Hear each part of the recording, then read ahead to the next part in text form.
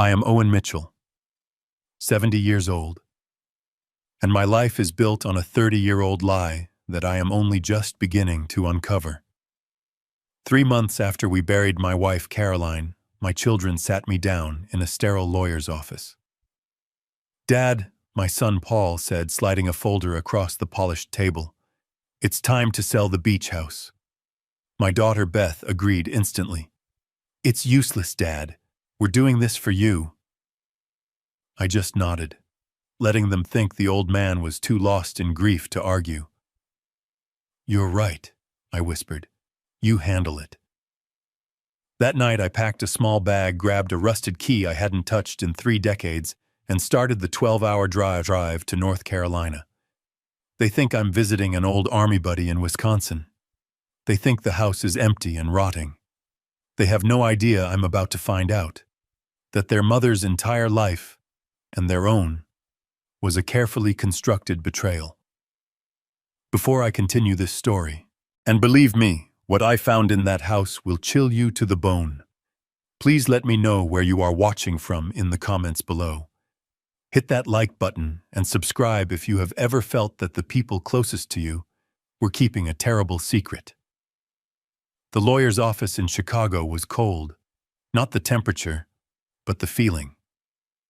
The glass and steel reflected a gray, unforgiving sky, and the muffled sound of traffic from 20 floors below felt like it was happening in another universe. My name is Owen Mitchell. I'm 70 years old, and for the past 3 months I've been trying to navigate this new, sterile world of being a widower.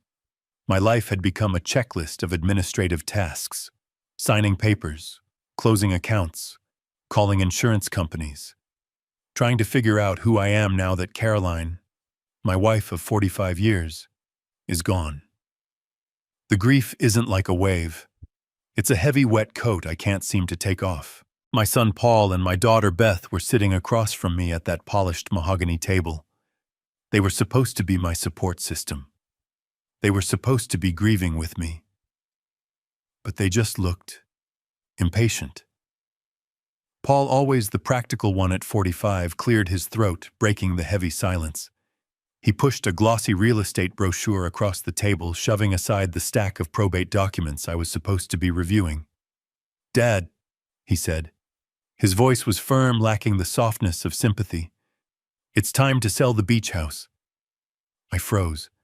My eyes locked onto the picture.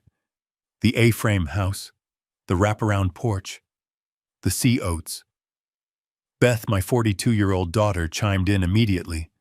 Her voice was bright, almost cheerful, as if she was suggesting we clean out the garage. "He's right, Daddy. It's just sitting there. It's a useless place." She leaned forward, placing her perfectly manicured hand on mine. "Think of the taxes, the insurance. It's a money pit. It's just a drain. Mom's gone. Let's just be done with it." A useless place. My breath caught in my chest. They didn't understand. They couldn't. To them, it was just property, an asset to be liquidated, a line item on a spreadsheet. To me, it was a graveyard. "That place," I said, my voice barely a whisper. I hadn't set foot in that house. Our house, in Outer Banks, North Carolina, for 3 decades. Not since the day that ripped my life in 2. 30 years ago, I wasn't Owen Mitchell, the Chicago-based consultant. I was a young, ambitious man with a dream. I had a partner, Vincent. He wasn't just my partner. He was my best friend. He was Caroline's brother. We were going to build an empire. And then one rainy Tuesday, he was gone, vanished, along with $200,000 of my life savings. It wasn't just $200,000. In today's money, it was everything. It was the down payment on our future. It was my children's college fund. It was the reward for years of risk and sacrifice. That betrayal didn't just steal my money. It stole my future. It crushed the man I was supposed to be. It's the reason we had to flee North Carolina, tail between our legs. It's why I had to crawl to Chicago, defeated and humiliated, and start over from nothing. I worked 18-hour days at a soul-crushing job, just to rebuild, just to give Paul and Beth the privileged lives they now took for granted. And that house, the beach house, was the epicenter of that earthquake. It was the last place I ever saw Vincent. The place where my trust in humanity, in family, died. And now my children wanted to sell it, like it was an old car. "It's a hassle, Dad," Paul pressed, seeing my hesitation. He mistook my paralyzed silence for simple grief. "It's just rotting away. Mom only went there, 4 times a year, just out of, nostalgia. But she's gone now. There's no reason to keep it." Nostalgia. That's what Caroline had always told me. She went there to remember the good times before Vincent destroyed us. She went there to grieve her brother, because she'd told me 25 years ago that she heard Vincent had died in poverty down in Bolivia. She cried for a week, and God help me. I held her. I comforted her. I believed her. I believed all of it. I looked at the brochure, at the smiling, impatient faces of my children. "You're right," I said, my voice hollow. It's just a house." I pushed the glossy brochure back across the polished mahogany. My hand was steady, but my voice came out low, rougher than I intended. "What's the hurry?" Paul let out an audible sigh.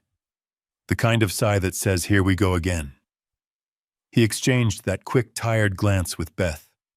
The look they had been sharing a lot since the funeral. The dad is getting old look.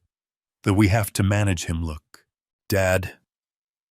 Paul began leaning forward like he was explaining a complex stock portfolio to a child. "It's not a hurry. It's fiscal responsibility. That house is a relic. It's sitting on prime coastline, but the structure itself it's rotting, Dad. The salt air, the humidity. The roof probably hasn't been inspected since I was in high school. The foundation is likely shot." He started tapping the table with his expensive pen. Click, click, click. "It's costing us money every single month. Taxes in that county aren't cheap. Insurance. Utilities we're paying for on an empty house to fall apart. It is a bad asset. A hole in our finances." Beth immediately jumped in, playing her role. The soft one. The emotional one. She covered my hand with hers. Her skin was smooth. Her rings felt cold. "Daddy," she cooed, her voice dripping with a practiced, gentle concern. "We are doing this for you. We know you despise that place. We know what he did to you there." She always did that. She never said his name, Vincent, as if speaking it would summon his ghost right there in the office. "Why would you want to hang on to that memorial to your worst nightmare?" She continued, squeezing my hand. "We just want you to be free of it. We want to take this burden off your shoulders so you can grieve Mom in peace here in Chicago." She gave me that bright, tight smile. "We can sell it fast in this market. We'll take the money, split it, maybe put it into trust funds for the grandkids. Wouldn't that be a better legacy for Mom than letting her old house get eaten by termites?" It sounded so perfect, so logical. Paul handled the numbers. Beth handled the emotions. A perfectly executed plan. They had clearly rehearsed this. And yet, a cold knot tightened in my gut. I thought back. 25 years ago. I remember the phone call. Caroline had dropped the receiver, her face ashen. She'd found an old contact, a mutual friend, who had confirmed it. "He's dead, Owen," she'd whispered, collapsing into my arms. "Vincent. He died in Bolivia. Some kind of fever. He was broke. Alone." The wave of emotions that hit me then was complex. There was, God forgive me, relief. The monster who haunted my dreams was gone. But seeing Caroline break, that was real pain. She was devastated. She cried for days, not just for the brother she'd lost, but for the brother who had betrayed us. He died alone, Owen, she sobbed into my chest. After everything he did, he still died all alone. I held her. I told her it was over. I told her we were safe. I believed her. I believed her tears. I had always assumed those trips she took, 4 times a year, every year, regular as clockwork, were a pilgrimage, a way for her to visit the place where the 3 of us had been happiest before the betrayal, a way for her to confront the ghost of her brother and the ruins of my first dream. I never questioned it. Why would I? It was her way of processing a loss that was complicated. She was grieving the brother she loved and hating the man who had destroyed her husband. I respected that. I gave her the space to do it. I looked at Paul and Beth. Their faces were open, honest, the faces of children trying to help their grieving elderly father. "It's rotting," Paul had said, "a money pit." But Caroline had just been there, right before she got sick. 4 months ago, why would she keep visiting a rotting house? Why would she pay taxes and insurance on a useless place for 30 years? Why not just sell it herself a decade ago? "You're right," I said, my voice quiet. "It makes sense." Paul relaxed, sitting back in his chair. Beth squeezed my hand again. "See, it's for the best, Daddy." Their logic was sound. The problem was, my 70-year-old gut, the one that had been forged in betrayal and rebuilt with scar tissue, was screaming at me. It was screaming that their perfect logical explanation was a lie. My 70 years on this earth have taught me one fundamental truth. When a story is too neat, too perfect, it is almost always a lie. And the explanation my children had just given me was flawless. Paul's cold logic about finances, Beth's syrupy concern for my emotional well-being. It was a perfectly wrapped gift. But it felt wrong. It felt rehearsed. My intuition, the part of me that had survived Vincent's betrayal and rebuilt a life from ashes, was screaming. It wasn't about the money. It wasn't about the taxes. It wasn't even about my grief. This was about access. Why were they so desperate to sell and sell now, just 3 months after their mother's funeral? Why not let me grieve for 6 months or a year? And why were they so terrified of me going there if the house was just a rotting shell, an empty husk of bad memories? What did it matter if I poked around the ruins for an afternoon? What could possibly be in that house that they didn't want me to see? A squatter teenagers using it as a party spot? No. Their panic felt deeper, more personal. They were hiding something connected to Caroline. I had to be sure. I had to set a trap. I let the silence stretch out in that cold office. I looked down at the brochure in my hands, pretending to study the faded picture of the house. I could feel them watching me, waiting for me to sign the papers, to sign away the problem. I took a slow breath and looked up, forcing a look of weary resignation onto my face. "All right," I sighed. "You're right. You're both right. It's hard to let go of the last piece of her." Beth's face immediately softened into a smile of victorious pity. "Oh, Daddy, we know. We understand. This is the right thing to do. It's the last step in moving forward." "Yes," I said, nodding slowly. "Okay, I agree. Let's sell it." Paul visibly relaxed. His shoulders dropped. He started to gather his briefcase. He'd won. The old man was managed. "But," I said. I held up one finger. They both froze.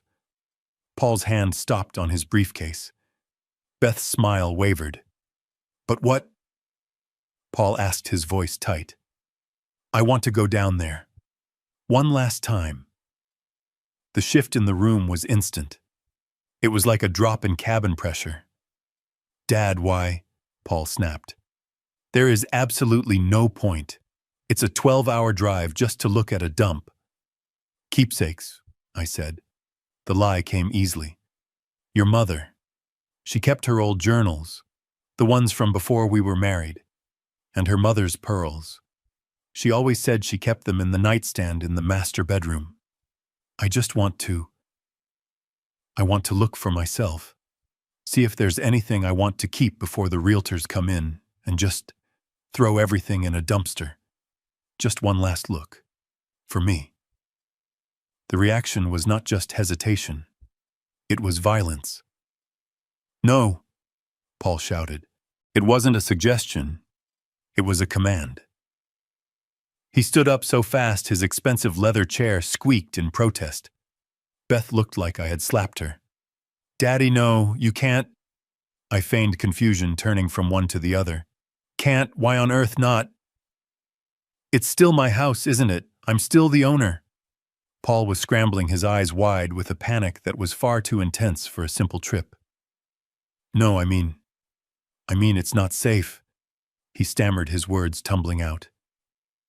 It's dangerous. I checked the county reports. There was a huge storm last month. A bad one. A nor'easter. It washed out the access road. The bridge is down. Beth, catching his cue, jumped in, her voice shrill and unsteady. He's right, Daddy. It's treacherous. The foundation could be compromised. You can't go alone. What if you fell? What if you got hurt out there all by yourself? We'd never forgive ourselves. I just stared at them. It was the worst acting I had ever seen. A washed-out road. A compromised foundation. They were inventing natural disasters on the spot. A storm, I asked, keeping my voice perfectly mild. That's strange. Caroline was just there 4 months ago, right before she got sick. She didn't mention any structural problems then. That was 4 months ago, Dad. Paul shot back, his face flushed. A lot can happen in 4 months on the coast.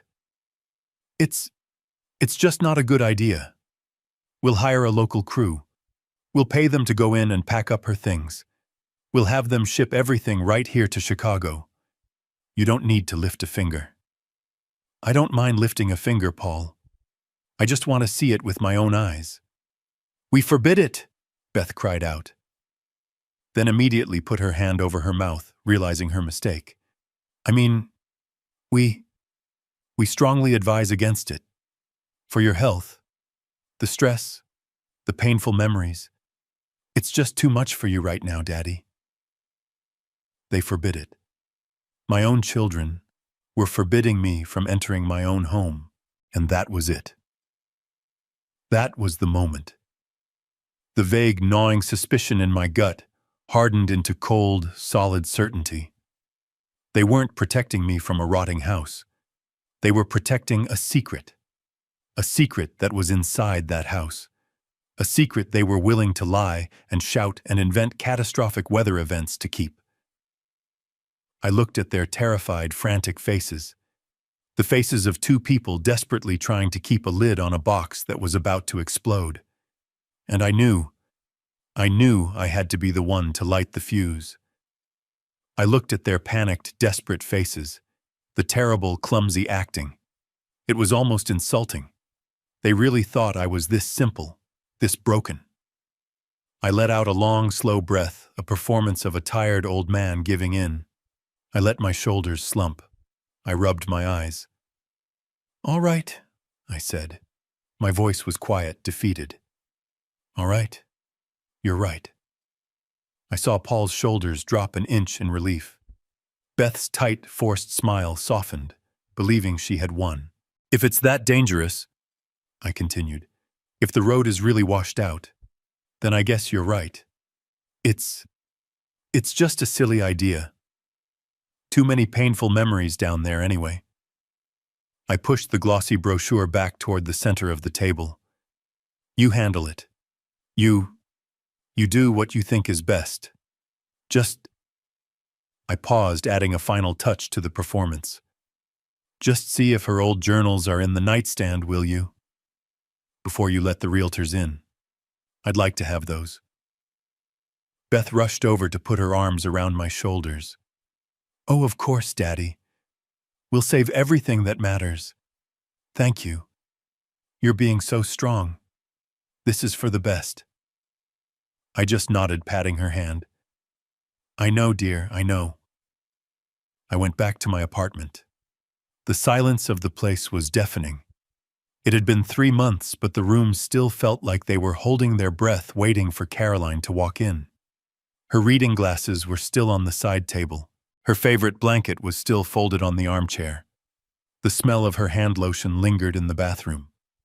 This was the home of the woman I loved, the woman who cried in my arms over her dead, traitorous brother.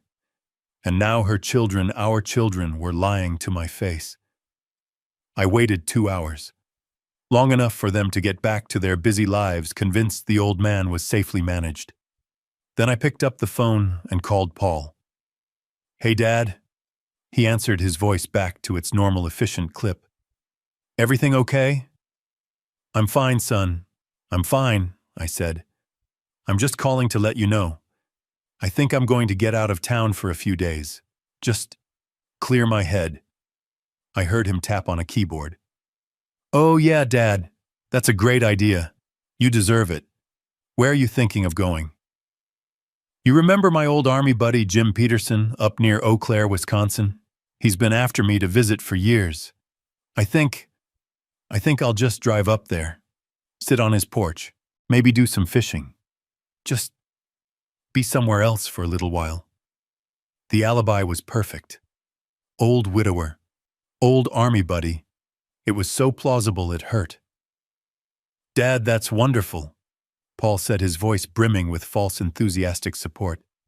"You absolutely should go. Take as long as you need. Don't worry about a thing here. Beth and I will start making the calls about the house. You just go relax." "I will, son," I said. "Thank you. I'll probably leave in the morning." "Sounds good, Dad. Drive safe." I hung up the phone. I didn't go to the bedroom. I went to my old study. In the back of the bottom drawer of my desk, buried beneath 30 years of paid-off mortgages and old tax returns, was a small tin box. I hadn't opened it since the day we moved to Chicago. I pulled it out. The hinges creaked. Inside, on a piece of faded red velvet, sat a single, slightly tarnished brass key. The spare key to the side door of the beach house. The key I had kept as a reminder of what I'd lost and what I'd survived. My fingers, wrinkled and spotted with age, closed around it. It felt cold. Real. I walked into the bedroom and pulled a small canvas duffel bag from the closet. I didn't pack for Wisconsin. I packed for a reconnaissance mission.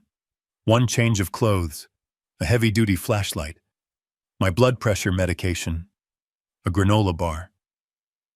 I walked out of my apartment, locked the door, and went down to the parking garage. I got into my old sedan, the car my children were always telling me to replace. I started the engine, pulled out onto the street, and merged into the heavy afternoon traffic. But I didn't turn north toward Wisconsin. I turned southeast, toward the highway, toward the long 12-hour drive to the Outer Banks. The city skyline faded in my rearview mirror, replaced by the flat, endless plains of Indiana. My hands gripped the wheel. My mind, which had been foggy with grief for 3 months, was now razor sharp. They were lying. They were lying about a storm. They were lying about a washed-out road. They were lying about a rotting house. They were desperate to keep me away from it. But why? My mind raced through the possibilities. What were they hiding? Had some vagrant taken up residence, a squatter?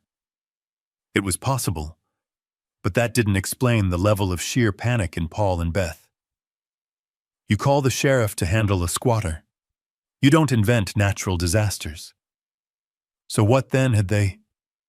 Had they already sold it? No. My signature was needed. I was the owner.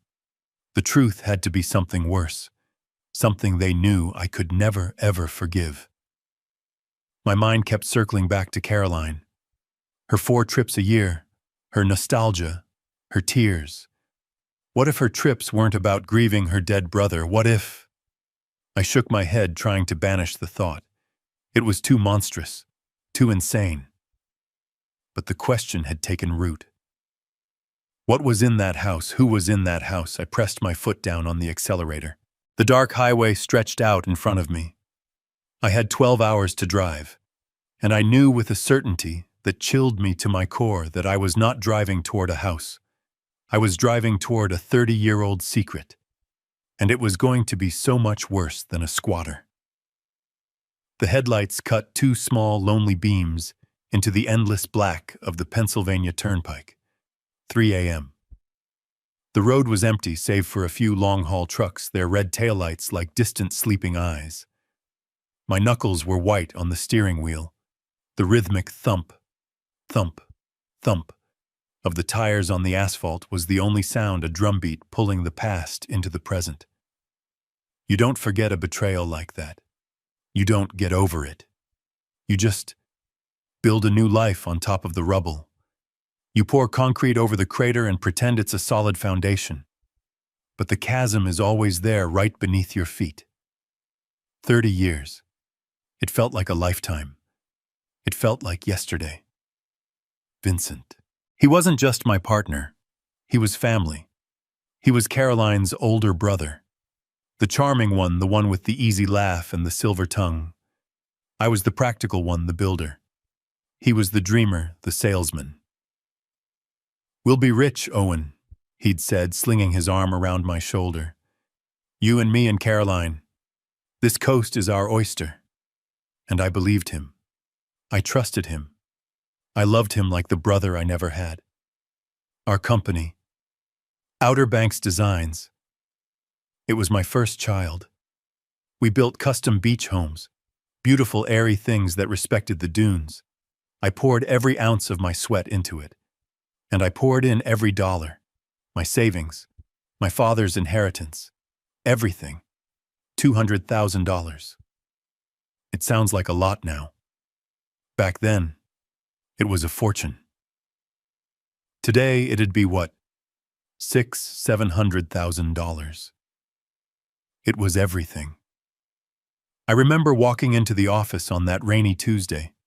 The same day my life in Chicago began, though I didn't know it yet. The office was empty, not just of people, but of furniture. The desks were gone.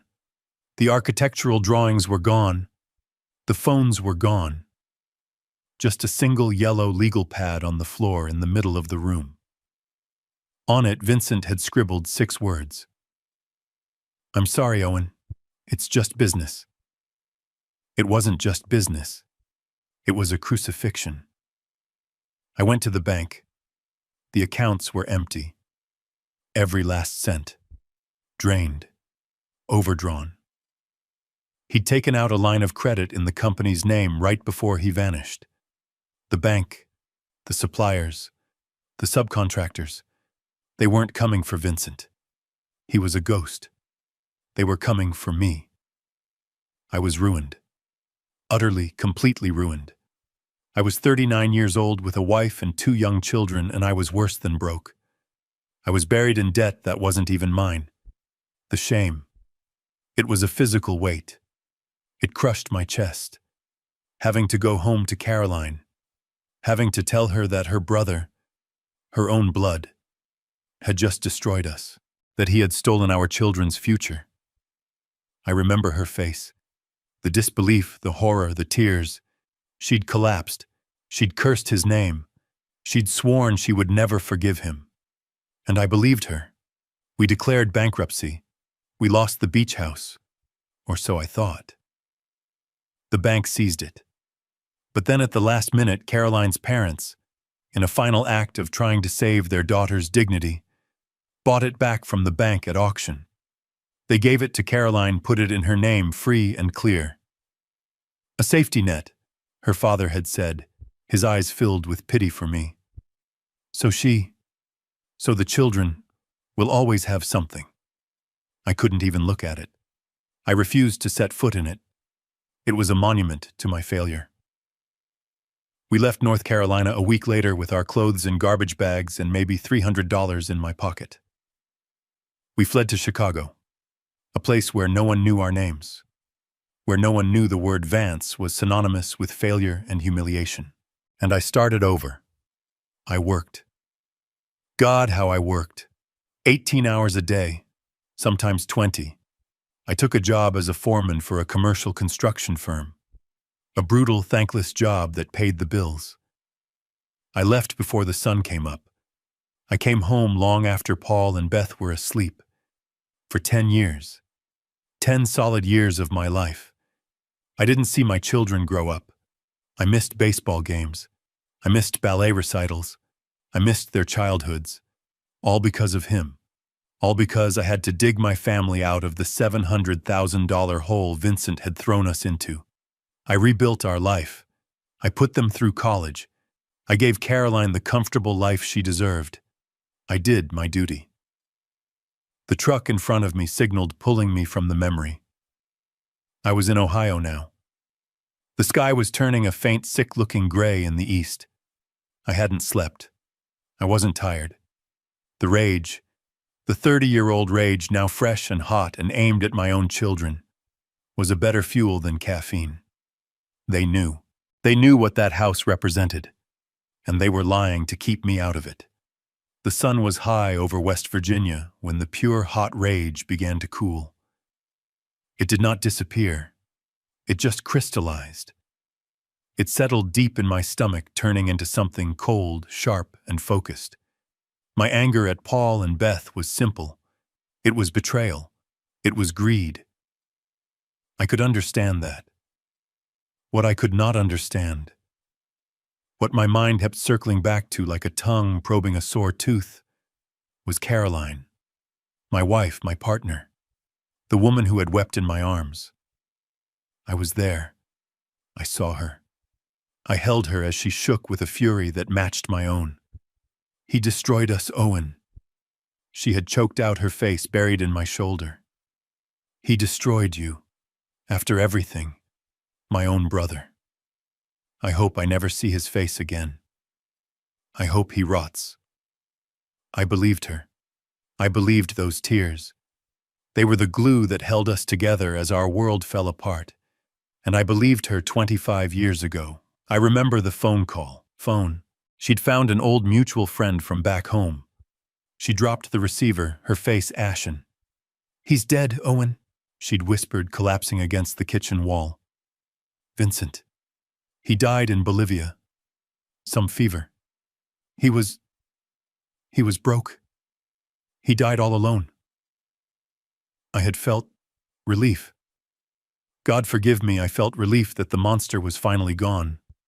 But Caroline was devastated. She wept for a week, and I held her. I comforted her.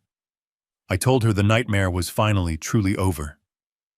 But 4 times a year, every January after the new year, every April when the spring came, every July in the heat of summer, every October when the tourist season ended, she would pack a small overnight bag. "I just need to go, Owen," she'd say, her eyes distant. "I just need to sit on the porch and remember and be sad. It's the only place I can do it." Nostalgia. That's what Paul called it. That's what I had called it in my own mind for 30 years. I thought she was grieving the man her brother was before he became a monster. I thought she was visiting the ghost of our old life, the dream he had murdered. I respected her grief. I gave her the space to process a loss that was complicated. But does nostalgia require that much maintenance? Can you visit the grave of your worst memories 120 times 120 trips to a place that symbolized my deepest humiliation? A place I refused to even look at on a map. The cold knot in my stomach tightened. The car ate up the miles through Virginia. If the house was rotting, as Paul insisted, what was she visiting termites if the access road was washed out? How did she get there just 4 months ago, right before she got sick?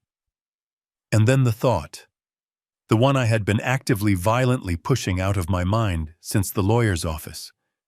The one that was too heavy, too dark, too impossible to even consider. No. I hit the steering wheel with the heel of my hand. No. She wouldn't. She couldn't. She loved me.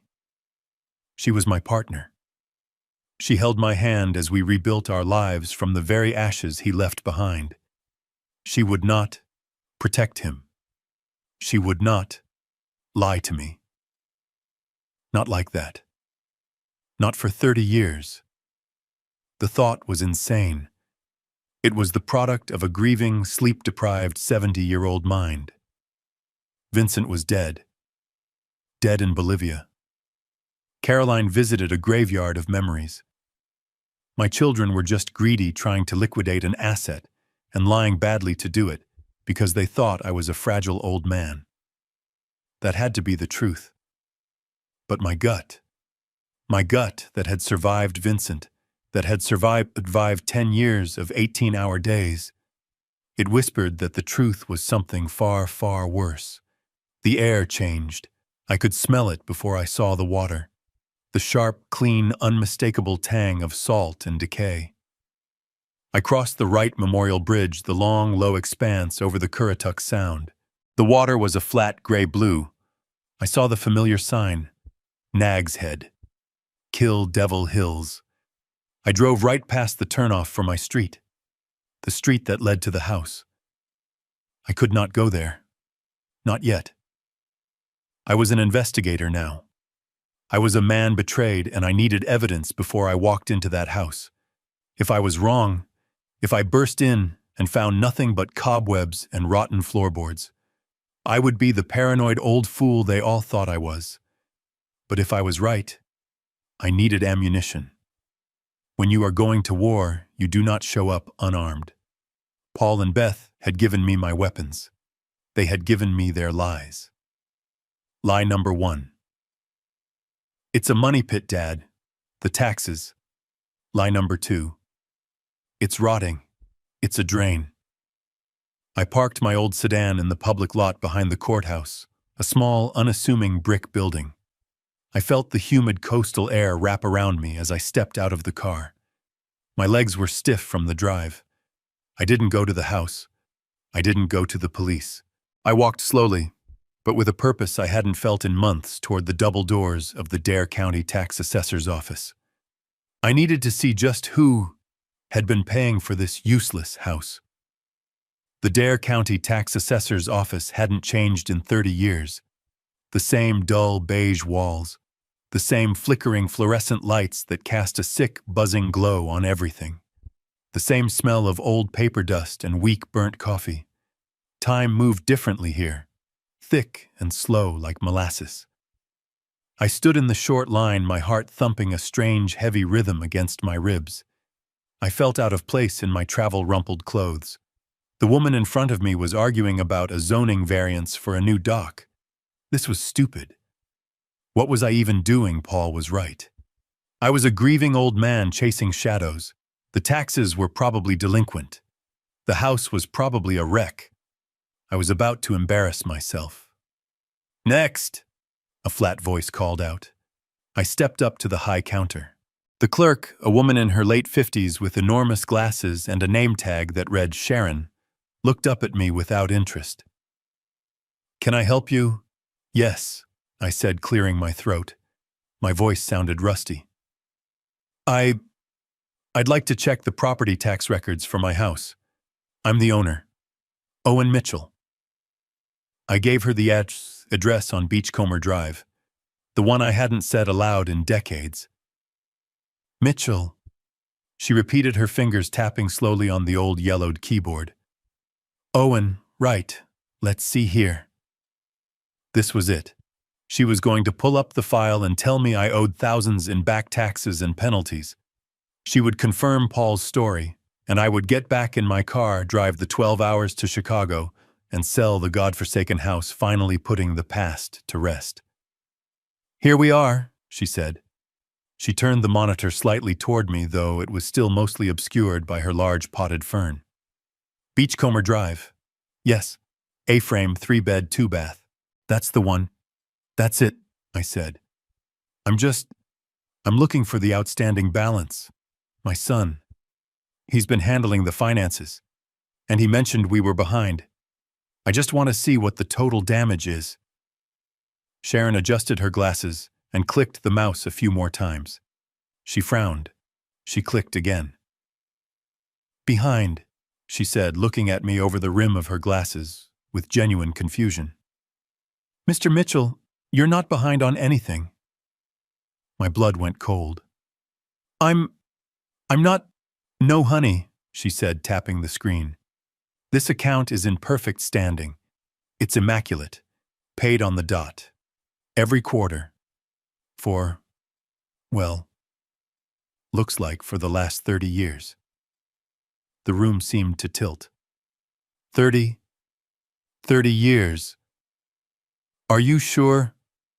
I'm positive, she said with a hint of pride, as if she were personally responsible for my good financial standing. Not a single late payment, not one penalty. Paid in full right through the end of this fiscal year. Whoever's been handling this for you is doing a perfect job.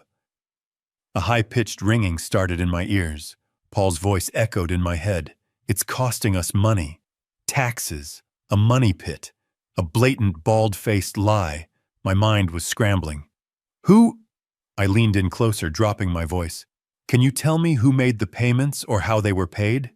Sharon frowned again, not in confusion this time, but in suspicion. Sir, I'm not really supposed to give out detailed financial information like that. Privacy rules. I pulled my wallet from my back pocket. I fumbled with my driver's license, my fingers suddenly thick and clumsy. I slid it under the glass. That's me. Owen Mitchell. I'm the owner. It's my account. I have a right to know who is paying my bills. She looked at the license. She looked at me. She sighed, the bureaucratic battle won by my obvious distress. Fine. Let's see. Click. Click. Looks like it's paid automatically.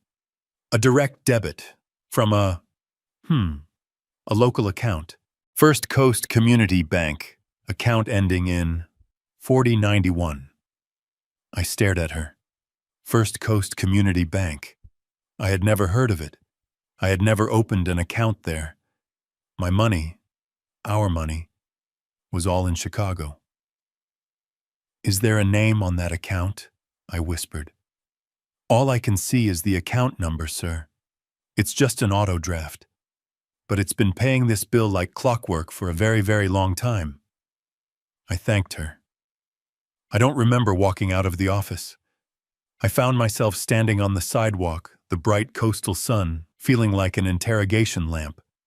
Someone had been paying the taxes, for 30 years, on time, from a secret local bank account. It had to be Caroline. But with what money, the money I earned, the money I sent her for household expenses, had she been siphoning off funds from our family account in Chicago? Diverting money I earned breaking my back for 10 years to pay for a house I refused to enter. And why pay for 30 years to maintain a rotting memorial? The first lie was shattered. Paul wasn't trying to save me money. He was trying to stop me from finding out that money was already being spent. My suspicion was no longer a vague feeling. It was a sharp, focused object, and it had a new target. I looked down the street. 2 blocks away, a small faded sign read, Dare County Utilities. Paul's second lie. It's rotting. It's a drain. It was time to see just how rotting a house could be. The Dare County Utilities office was a low, windowless brick building just 2 blocks from the courthouse. It had a peeling logo of a smiling lightning bolt on the door, a mascot for a company that held all the secrets. I walked in, the adrenaline from the tax office still pumping through my veins. The first lie had been exposed. It's costing us money. The taxes. A money pit. A complete fabrication. The account was immaculate. Now for the second lie. It's rotting away. It's useless. Abandoned. The inside of the utility office was just as bureaucratic as the tax office. A young man with a bright manufactured smile and a name tag that read Cody greeted me. "How can I help you, sir?"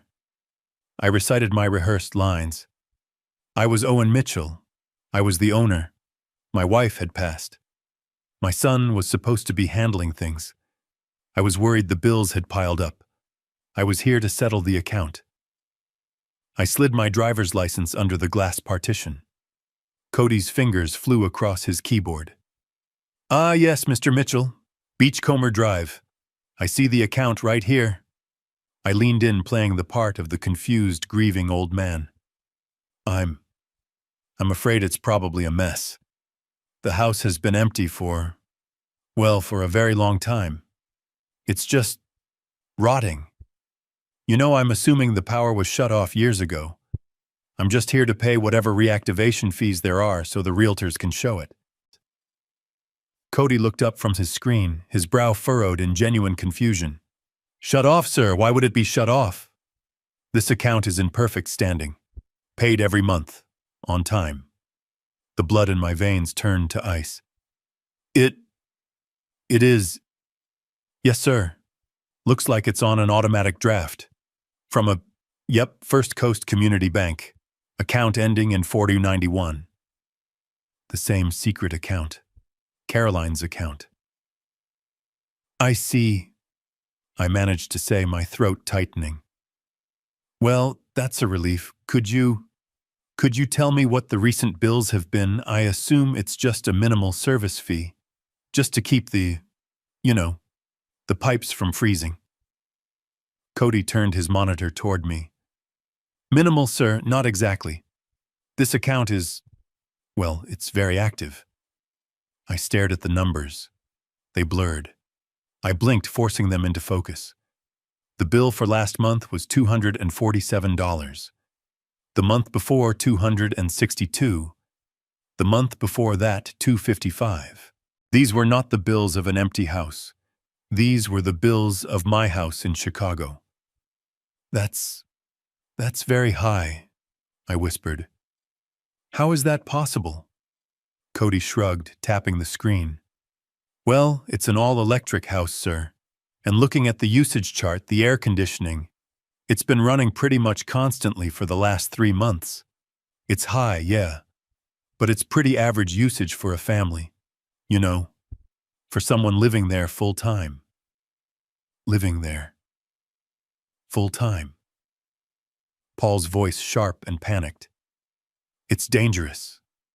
The foundation is compromised." Beth's voice shrill and false. "It's useless. Daddy, Mom only went 4 times a year. Lies. All of it. A cascade of lies." My eyes scanned the invoice, my mind racing. Then I saw it. A bundled charge. A line item that made no sense at all. What is this?" I asked, my finger trembling as I pointed to the screen. "This Premier bundle." "Oh, that," Cody said, smiling. "That's the cable and internet package. Looks like you've got the works." "The works?" "Yeah." He clicked his mouse. "You've got the Platinum package. 500 channels, HBO, Showtime, Cinemax, all the sports networks. And..." He clicked again, his eyebrows raising in professional appreciation. "Wow. And you've got the fiber optic gigabit internet. That's the fastest speed we offer. Most folks out here don't spring for that unless they're running a home business or have a couple of serious online gamers in the house." I stopped breathing. Gigabit internet, fiber optic, HBO, air conditioning running nonstop, in a rotting house, in an abandoned house, a useless house that my children were forbidding me from visiting because it was dangerous. Who needs the fastest internet money can buy in a house that's falling into the sea? Who needs a premium cable package to watch the walls rot? This wasn't a squatter. This wasn't a mistake. This was a long-term, comfortable, expensive arrangement. Caroline, her trips, her nostalgia, her secret bank account. She hadn't been visiting a memory. She had been visiting a person who had been living in my house, on my dime, for God knows how long. My children hadn't just lied to me. They had insulted my intelligence. They were part of it. They knew. I felt a sudden violent nausea. "Sir?" Cody asked, his cheerful expression fading. "Mr. Mitchell, are you all right? You look like you've just seen a ghost." I gripped the edge of the counter. I whispered, my voice a dry rasp. "I think I might have." I turned and walked out of the office, leaving Cody staring after me. I didn't care. The tax office was one lie. This was the second. There was only one stop left to make. The lies were confirmed. Now I needed a name. I walked past my car, my feet moving on their own. I knew where I was going. 3 streets over. The small white cottage with the blue shutters. The one where Mrs. Henderson had lived for as long as I could remember. My old neighbor. It was time to find out who she thought had been living in my house all these years. I don't remember the 2-block walk from the utility office. It was like my feet knew where to go, but my mind was floating somewhere above the pavement. I was a ghost in my own past. The tax office proved the when, 30 years. The utility office proved the how, full-time, expensive. Now I needed the who. I turned onto her street, Beach Road. And there it was. Mrs. Henderson's little white cottage, exactly as it had stood 30 years ago. The garden was immaculate, exploding with pink and red azaleas. And there she was, Martha Henderson. 90 years old, if she was a day, sitting in her white wicker rocking chair, on the screened-in porch, a tall glass of iced tea sweating on the table beside her. She saw me walking up the path. Her hand, thin and covered in liver spots, went straight to her chest. The rocking chair stopped with a sudden jolt. "Good Lord in heaven," she whispered, rising slowly from the chair. She fumbled with the latch on the screen door and pushed it open, her eyes wide. Owen Mitchell, is that really you?" I tried to smile. It felt like my face was made of cracked porcelain. "Hello, Martha. It's been a long time?" "A long time," she cackled, stepping out onto the porch steps. "It's been a generation, son. We all thought you'd never set foot on this island again." "Oh my goodness." She grabbed my arm with surprising strength and pulled me into a frail, papery hug that smelled of lavender and old books. "We were so sorry to hear about Caroline. A terrible loss. Just terrible. She was such a sweet, dedicated woman. A saint, really." "Thank you, Martha," I said, my voice thick. That's part of why I'm here. With her gone, my kids, Paul and Beth, they're handling her estate. They're thinking of selling the old house." Martha Henderson's face clouded with instant, genuine concern. She looked past me toward my property 2 houses down. "Sell the house, oh my. But goodness dear, where will he go?" The world stopped. The buzzing of the cicadas, the distant sound of the surf, everything went silent. I looked at her, and the ringing in my ears was so loud I could barely hear myself speak. I kept my voice perfectly, dangerously calm. "I'm sorry, Martha. Who go?" She looked at me, her head tilted, suddenly confused by my confusion. "Why, your relative, dear. The one who lives there." I just stared at her. I let the silence hang between us, heavy and awful. "My relative, oh heavens," she said, her hand fluttering to her mouth. "Oh dear. I hope I haven't spoken out of turn. I just always assumed. I mean, it's your house. I just assumed you knew." "Knew what, Martha?" I said, stepping closer. I kept my voice gentle. I needed her to keep talking. "Please, my kids, they've been handling everything since Caroline passed. I'm afraid they've kept me in the dark about a few things. I'm just trying to get a clear picture. Oh, those children, she huffed, buying my story completely. Always trying to protect the parents. Well, it's been so kind of you and Caroline, letting him stay there all these years, especially after, well, after everything that happened. My entire body went rigid. I felt the blood drain from my face. Him who? Who are you talking about, Martha? Why the man who lives there, she said, as if it were the most obvious thing in the world. The sick gentleman. The one Caroline always came to visit. Oh, she was a saint to him. 4 times a year, regular as clockwork, her car would pull up. And sometimes your children, too, in these last few years. Dropping off groceries, checking on him. Such a good, decent family. My stomach turned over. Dropping off groceries. He doesn't get out much, she continued, lowering her voice conspiratorially. He's very quiet. A recluse. Keeps to himself. I think he's been quite unwell for a very long time. But I always thought it was the most Christian thing to do, for you and Caroline to take him in like that. To care for him. For free. All these years. After all. Family is family, right? I gripped the porch railing. The white paint was flaking, and a chip dug into my palm. Martha, I said, my voice a dry rasp. This relative, this sick man, did you ever catch his name? She pursed her lips, thinking. Her eyes gazed into the past. Oh, it's been so long. He never comes over. But I do believe I remember. Caroline mentioned it once. Years and years ago. Right when she first brought him. She said, yes, I remember now. She said, it's my brother Martha.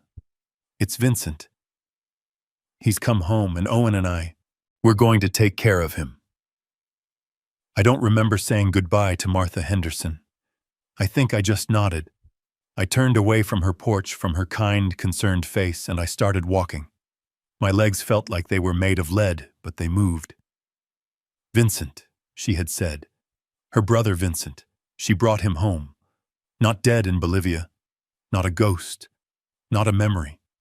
A sick man. A recluse. A relative living in my house. My mind just shattered.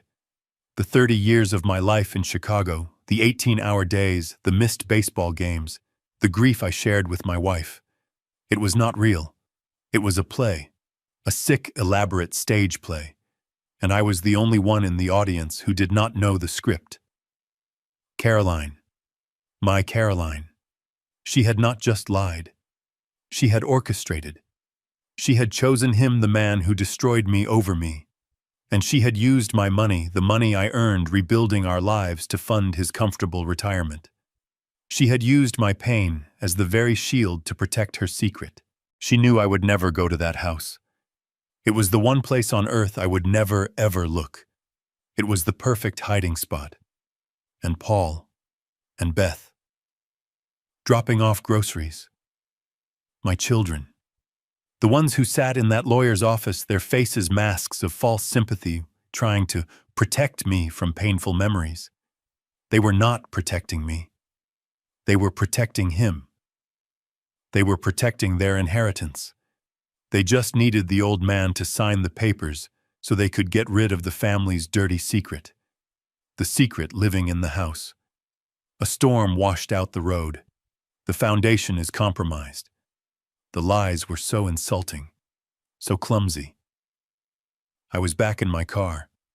I do not remember the walk. My hands were on the wheel. I turned the key. It was only 2 blocks. It felt like 12 hours all over again. I drove slowly like a man in a funeral procession. I turned onto the long, unpaved dirt road that led to the house, the one I had not seen in 3 decades. The trees had grown over, forming a dark green tunnel. I saw the gate first. The iron gate I had welded myself all those years ago. It was rusted, yes, The salt air had eaten at the paint. But Paul's lie was right there in the dirt. The gate was closed, but the dirt track leading up to it was rutted and fresh. 2 deep tire tracks. Not from a month ago. From today. Or yesterday. Someone was coming and going. Regularly. I stopped and the car got out and pushed the gate.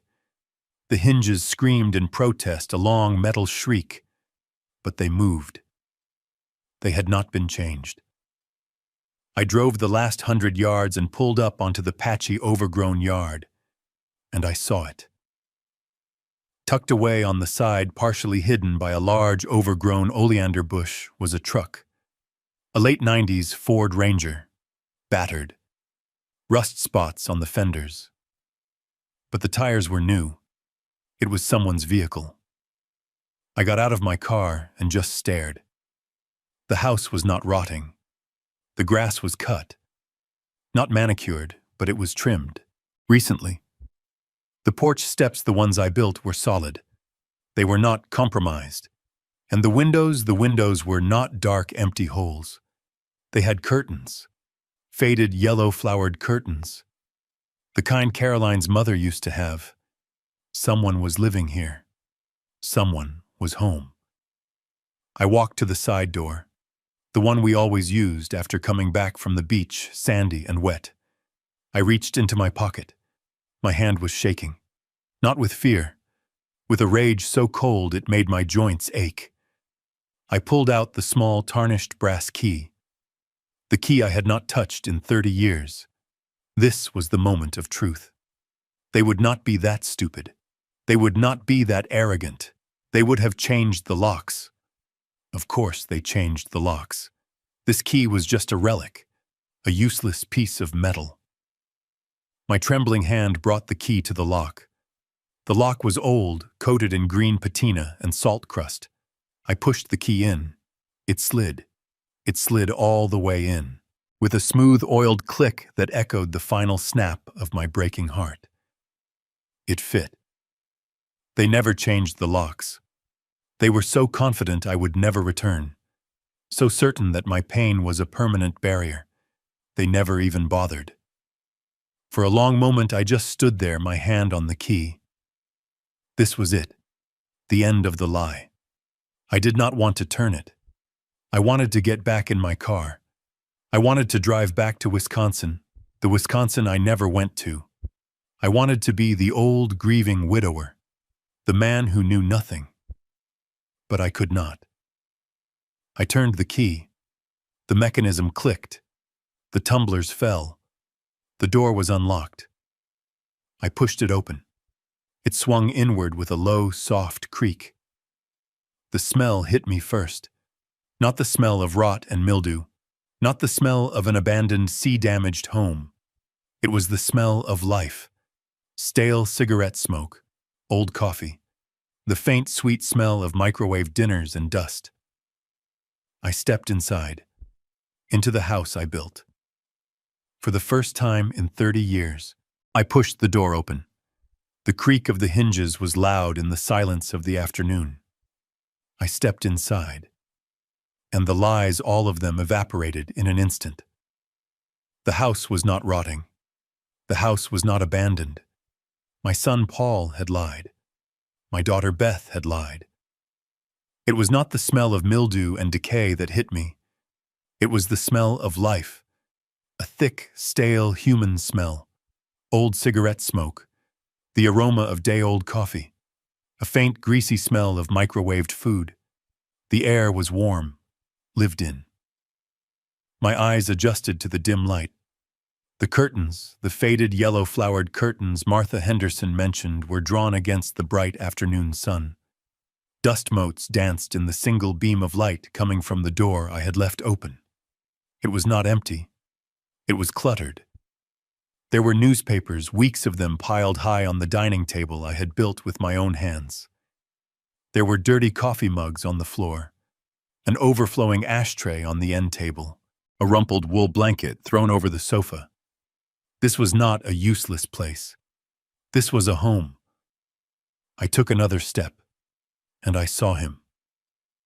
Through the main living room, past the cluttered coffee table, I saw the back of my armchair. My chair. The big leather one Caroline had bought me for my 35th birthday. The one I had left behind in the bankruptcy, the one her parents had apparently kept. It was turned toward the large picture window facing the gray, endless Atlantic Ocean. Someone was sitting in it. I froze. My heart hammered against my ribs, a trapped bird. It was a man. Mrs. Henderson's relative. The sick gentleman. All I could see was the back of his head. Thin, almost skeletal, a halo of sparse bone-white hair. He was frail. He looked ancient. He was wearing an old ratty bathrobe. "Hello," I said. My voice was a croak. It did not sound like me. The figure in the chair stiffened. He had not heard me come in. He pushed himself up slightly, using the arms of the chair. He coughed. A deep, wet, rattling cough. The sound of a man who had smoked too many cigarettes. The sound of a man who was, as Martha said, very unwell. Slowly, agonizingly slowly, he turned. He turned to see who was in his sanctuary. My mind could not process what my eyes were seeing. It was impossible. It was a phantom. It was a trick of the light, a hallucination brought on by grief and a 12-hour drive. The man, the old sick, frail man sitting in my chair, was not a stranger. He was not a squatter. His skin was sallow, paper-thin, stretched tight over bones. His eyes were milky, clouded with cataracts. His face was a roadmap of deep, desperate wrinkles. This was not the charming, vibrant man I remembered. This was not the smiling, confident salesman who had stolen my life. But it was him. It was Vincent. My knees buckled. I grabbed the doorframe to stay upright. The air left my lungs in a silent rush. Dead. He was supposed to be dead. Dead in Bolivia. Dead for 25 years. But he was here. He was sitting in my chair in my house looking at my ocean. He stared at me. His watery, confused eyes tried to focus. He did not recognize me. He probably thought I was Paul, or a delivery man. Who is it?" he rasped. But I recognized him. Oh God. I recognized him. Beneath the sickness, beneath the decades, it was the same mouth that had lied to me. The same bone structure that had smiled as he shook my hand and promised me the world. It was my greatest enemy. The man who had haunted my nightmares for 30 years. The man who had ruined me. And he was living here. The rage that had been simmering for the whole drive erupted. It was so pure, so cold, it burned. I did not feel sadness. I did not feel shock. I felt a clarity I had not felt in 30 years. Caroline. Her tears were a lie. Her grief was a lie. Her trips were a lie. Her entire life with me was a lie. Paul and Beth. Their concern was a lie. Their plan to sell it was not about money. It was about this. It was about getting rid of him now that Caroline, his protector, was gone. Vincent's eyes widened. The confusion was fading. A flicker of recognition, then terror. "Owen," he whispered. His voice was a dry rattle of dead leaves. "Oh my God. Owen." His voice was a dry rattle of dead leaves. "Owen. Oh my God. Owen." He thought I was Paul, or Beth. He thought I was one of his caretakers. The shock on his face wasn't just recognition. It was the terror of a ghost seeing a ghost. My mind was a white-hot blank. I took one step into the room, then another. I could feel the grit from the porch on the soles of my shoes. "You're alive," I said. It wasn't a question. It was a damnation. Vincent flinched. He tried to sink deeper into my armchair. This frail, skeletal, pathetic creature. This was the man who had ripped my life apart. This was the man Caroline had cried over. This was the man who was supposed to be a pile of bones in Bolivia. I... He stammered, his watery eyes darting toward the door, as if he could somehow escape me. Paul didn't say. He didn't say you were coming. Dead. I said, my voice a low growl that I did not recognize. You were dead. 25 years. Dead in Bolivia. That was the story. That was the lie. Owen, please, he whimpered.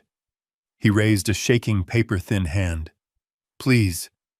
I can explain. Explain! I roared. I took 2 more steps and I was towering over him. The smell of his sickness, of old cigarettes and unwashed fear filled my nostrils. Explain what? Explain the $200,000. Explain my company. Explain the 10 years I spent in Chicago working 18-hour days to pay off the debts you left me with. Explain how you're sitting in my house, in my chair, breathing my air, when you're supposed to be dead. He was trembling violently now, a full-body tremor that rattled his bones. The coughing fit seized him again, a deep racking sound that bent him in half. He was pathetic, and I felt nothing. No pity. Only ice. Please, he gasped, spitting into an old handkerchief. Owen, sit. Please, you're going to give yourself a heart attack. Don't you talk to me about hearts, I hissed. You start at the beginning, you start with Bolivia. There was no Bolivia, he whispered, his eyes on the floor. I made that up. I fed Caroline the story, years later, when I needed her to tell you something, so you would never ever look for me. The confession hung in the air. He made it up. He and Caroline. A team. I took the money, Owen, he said, his voice small and the voice of a child confessing to stealing a cookie. I took it. I had a plan, an investment. It was supposed to be foolproof. In South America. Commodities. It was supposed to double our money in 6 months. I was going to put it all back. And more. You would have been rich. We all would have been. Foolproof, I repeated. The word tasted like acid. It wasn't, he whispered. The deal, it went bad. The men I was with, they weren't good people. They took everything. Not just your money, Owen. My money, too. Everything I had. They left me. They left me with nothing. In Venezuela. So you ran, I said, finishing the story. You vanished. I had to. They thought I was in on it. They thought I had hidden the money. They were going to kill me. And I was ashamed. I couldn't come back. I couldn't face you. I couldn't face Caroline. I couldn't face what I had done to you. To us. He was crying now. Small, weak, self-pitying tears. They did nothing to me. So I drifted. He continued, his voice a rasp. I worked odd jobs. Under the table. I was a ghost. For years. I got sick. My lungs, the doctors said it was bad. I had no money. No insurance. I was dying, Owen. For real this time. I stood there, arms crossed. I felt nothing. I was a block of granite. And then, I prompted, you decided to come home. He nodded, not meeting my eyes. 2 years. 2 years after I left. I was desperate. I had nowhere else to go. I knew you'd never forgive me. I knew you hated me. But Caroline, she's my sister. She was my sister. Blood. My heart stopped. 2 years after. 28 years ago. That was when I was in the depths of hell in Chicago. That was when I was working 2 jobs, sleeping 4 hours a night. That was when I was missing my children's birthdays. "You came back," I whispered. I found her," he said. "I called her from a payphone. I begged her, Owen, just to see me, just to talk. She met me at a diner. She didn't recognize me at first. I was so sick, so thin." He looked up at me, his eyes pleading. "I begged her, Owen. I didn't ask for money. I asked her for a place to die. A place to die." He wheezed again, as if those 4 words should absolve him of everything, as if his suffering was a currency that could buy my forgiveness. I just stared at him. The man was a stranger, a parasite. "And she agreed?" I asked. "The woman whose life you destroyed, the woman whose husband you bankrupted, she just said yes. It wasn't that simple," he whimpered, twisting the handkerchief in his lap. She was angry. Oh God, she was angry. She hit me, right there in the diner, slapped me across the face so hard my ears rang. She screamed at me. She called me everything you ever did. A monster, a thief, a nothing. "Good," I said, my voice flat. For once she told the truth. "But I begged," he said, his voice cracking. "I showed her the medical papers, the x-rays, the spots on my lungs. I told her I had maybe 6 months. I told her I didn't want to die in a shelter, on the street, alone.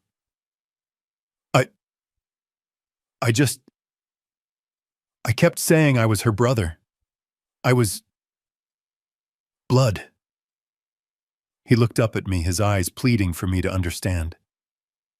"Blood, Owen, that's all I had left, and it was all that mattered to her." I felt the last bit of warmth in my chest extinguish. Blood. She sat there for an hour. He continued, lost in the memory, just staring at me, and I could see her fighting. And then she just nodded. She said, "There's one place on earth I know he will never go.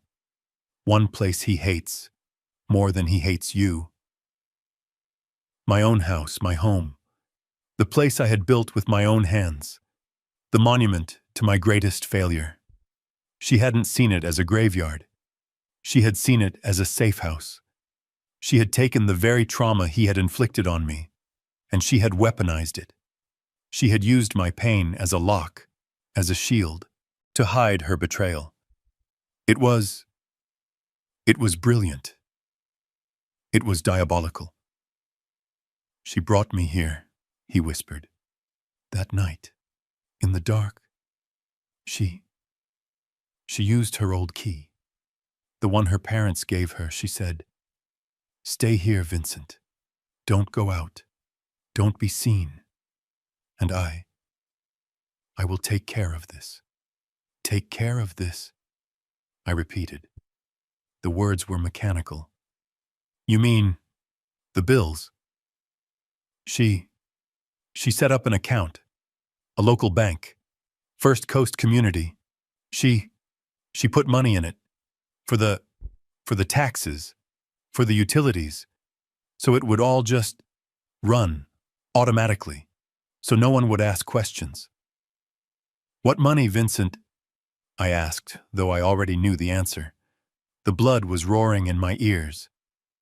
"Where did my wife, a woman with no job of her own, get the money to pay for your 30-year vacation?" He flinched. It was household money, Owen. From you. From Chicago. She skimmed it. A little bit. Every month. Just a little bit here, a little bit there. You were working so hard. You were making so much. She said you'd never notice. And you didn't. For 30 years, you never noticed. I had to grab the back of the sofa. The floor was unsteady. Every 18-hour day. Every missed school play. Every lonely dinner I ate at my desk in Chicago. I wasn't just rebuilding my life. I was funding his. I was paying for his electricity. I was paying for his food. I was paying for his high-speed fucking internet. My sweat. My sacrifice. My pain. It had all been funneled, laundered, by my own wife, to the very man who had caused it all. The ultimate, horrifying, sickening truth finally settled on me. Caroline. My Caroline. She had never really hated him. The tears she cried in my arms, the curses she spat. That was the performance, not the trips. The trips were real. She had chosen. Faced with her ruined husband or her traitor brother, she chose blood. She chose him. And she had lied to me every single day for 30 years. Every I love you, every shared smile, every moment of our rebuilt life in Chicago was a lie. She wasn't my partner. She was his protector. And I was just the man who paid for it all. My hand was clenched so tight I could feel my fingernails biting into my palm. The pain was distant, a small sharp anchor in the storm that was raging in my head. I was looking at this thing, this parasite in my chair. But the betrayal of Caroline, that was an abyss. I was falling, and I had to know if my children were in that abyss with her. I looked at him, this skeletal ghost of my enemy. Paul, I said. My voice was a dry rasp. And Beth. Vincent's watery, clouded eyes refused to meet mine. He stared down at the worn, dirty fabric of his robe. He knew what I was going to ask. Did they know? The silence in the room was absolute. There was only the sound of the distant surf and the rattling of Vincent's shallow breathing. He hunched his shoulders, a small, pathetic gesture of defense. Look at me, I commanded. My voice wasn't loud, but it cut through the stale, smoky air like a razor. He flinched. Slowly, agonizingly, he raised his head. His eyes were swimming in a sea of self-pity and terror. And in that look, I had my answer. The last foundation of my life. My children. The very reason I had rebuilt everything, turned to sand and sifted through my fingers. They know, he whispered. How long, I demanded. It was not a question. It was the demand for a final killing fact. A while now, he stammered. Not from the beginning. No, not like she did. When they were kids, they just thought the house was closed up. They didn't know. How long, Vincent? He swallowed. The sound was audible. 10, maybe 12 years. Since they were older. Since Paul was in his 30s. 10 or 12 years. Not children. They were not children talked into a secret. They were adults. Grown men and women with their own lives, their own morals. They were adults when they learned the truth. And they had chosen to lie. For over a decade, they had sat at my table. They had eaten my food. They had taken my money for their college tuitions, their first cars, the down payments on their own homes. They had looked me in the eye, at Thanksgivings, at Christmases, at their mother's funeral. They had stood by her casket, weeping, knowing that the man who had destroyed my life, the man I thought was dead, was alive and well, living comfortably just a 12-hour drive away on my dime. Why? I choked out. Why tell them wasn't lying to me enough for her? She needed help. Vincent said, his voice pleading as if I should understand. She couldn't handle it all herself anymore. The driving, the logistics. She was getting older, and I was getting sicker, and he painted the picture for me. Caroline, my wife, sitting down with our adult son and daughter. I have something to tell you about your Uncle Vincent. He's not dead. He's living in the beach house. And I need your help.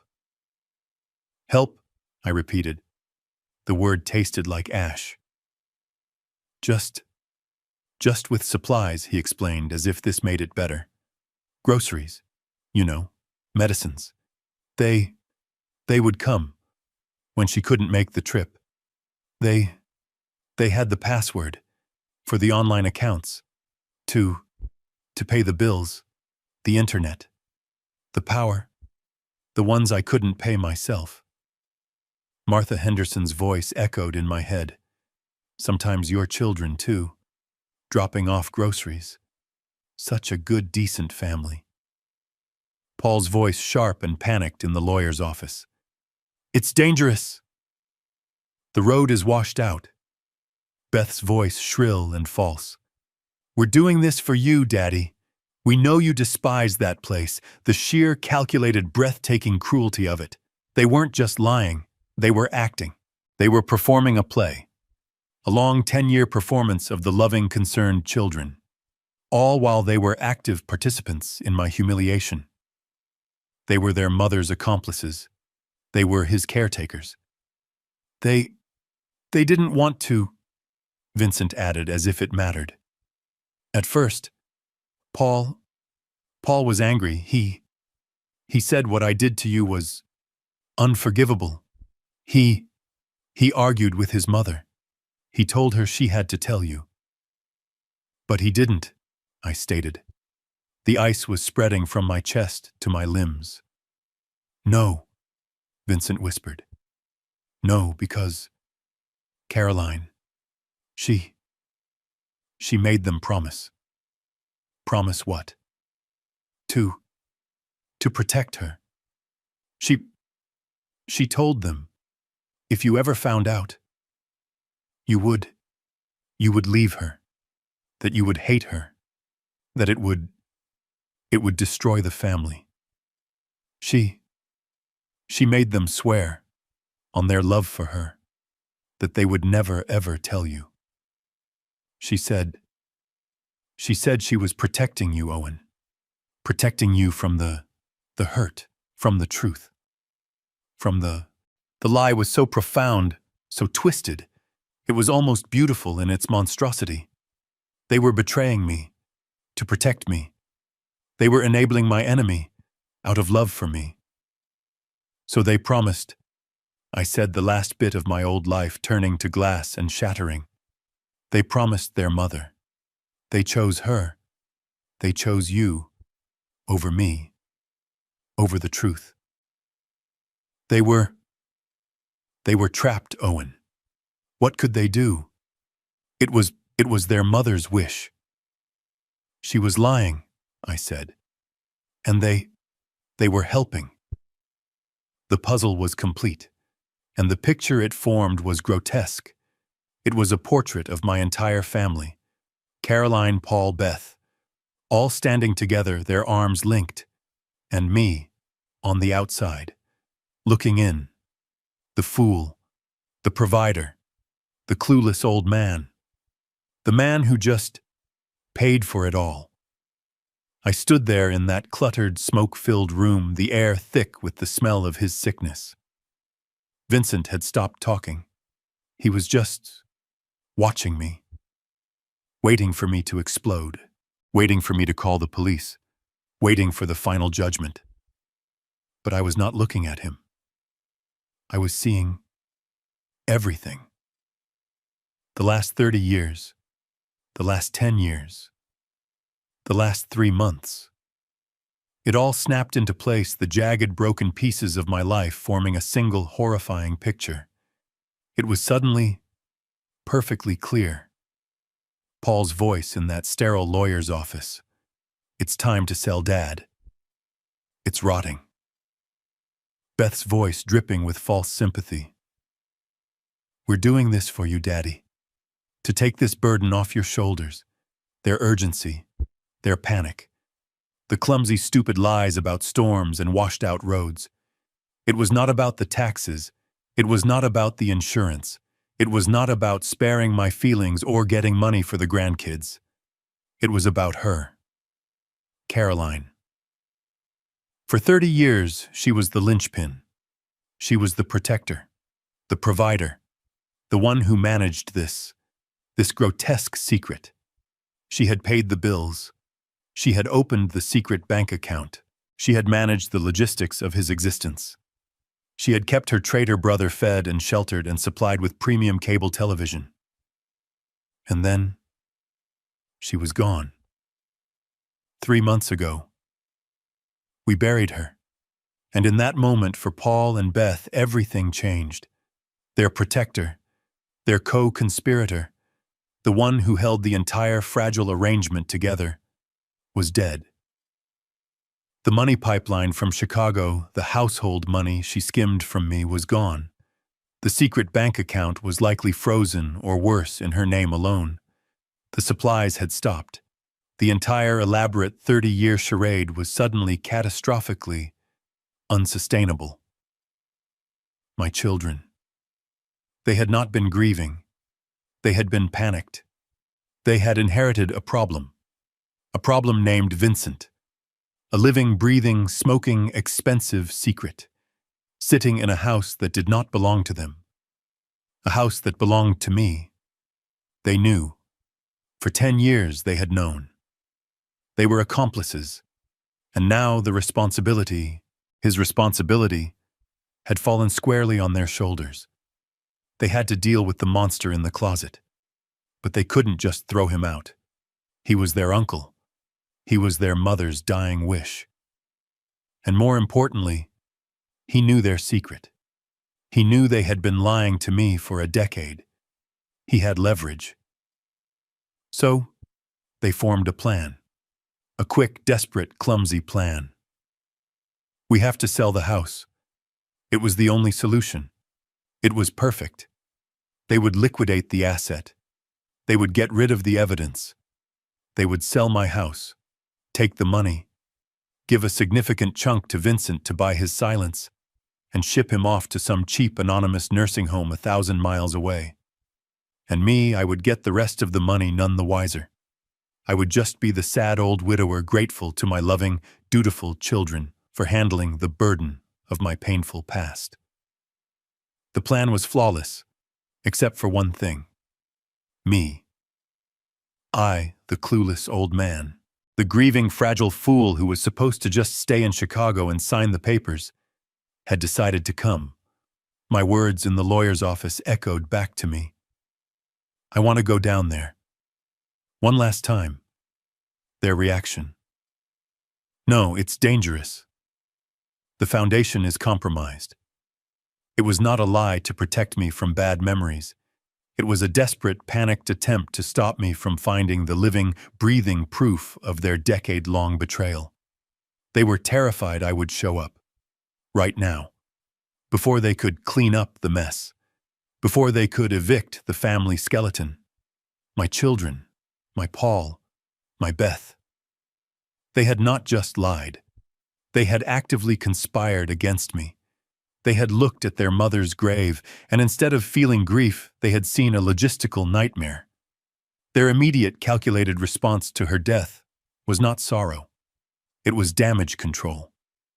They needed to sell this house not for me, but to hide their mother's 30-year sin and their own 10-year complicity. The whole thing.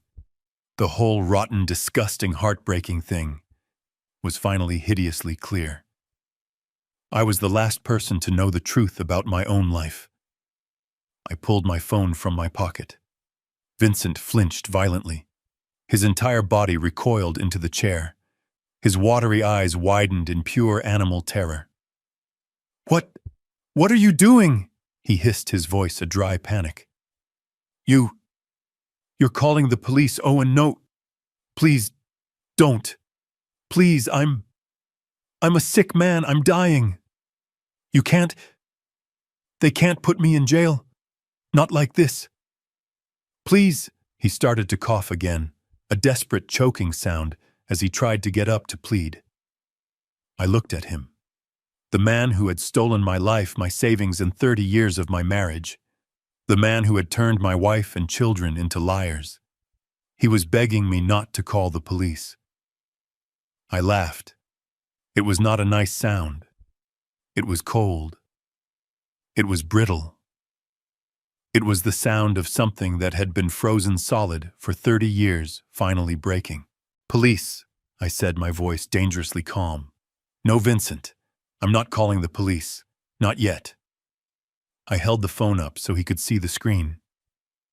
"I'm doing something much, much worse." I found the contact in my phone. My son, Paul.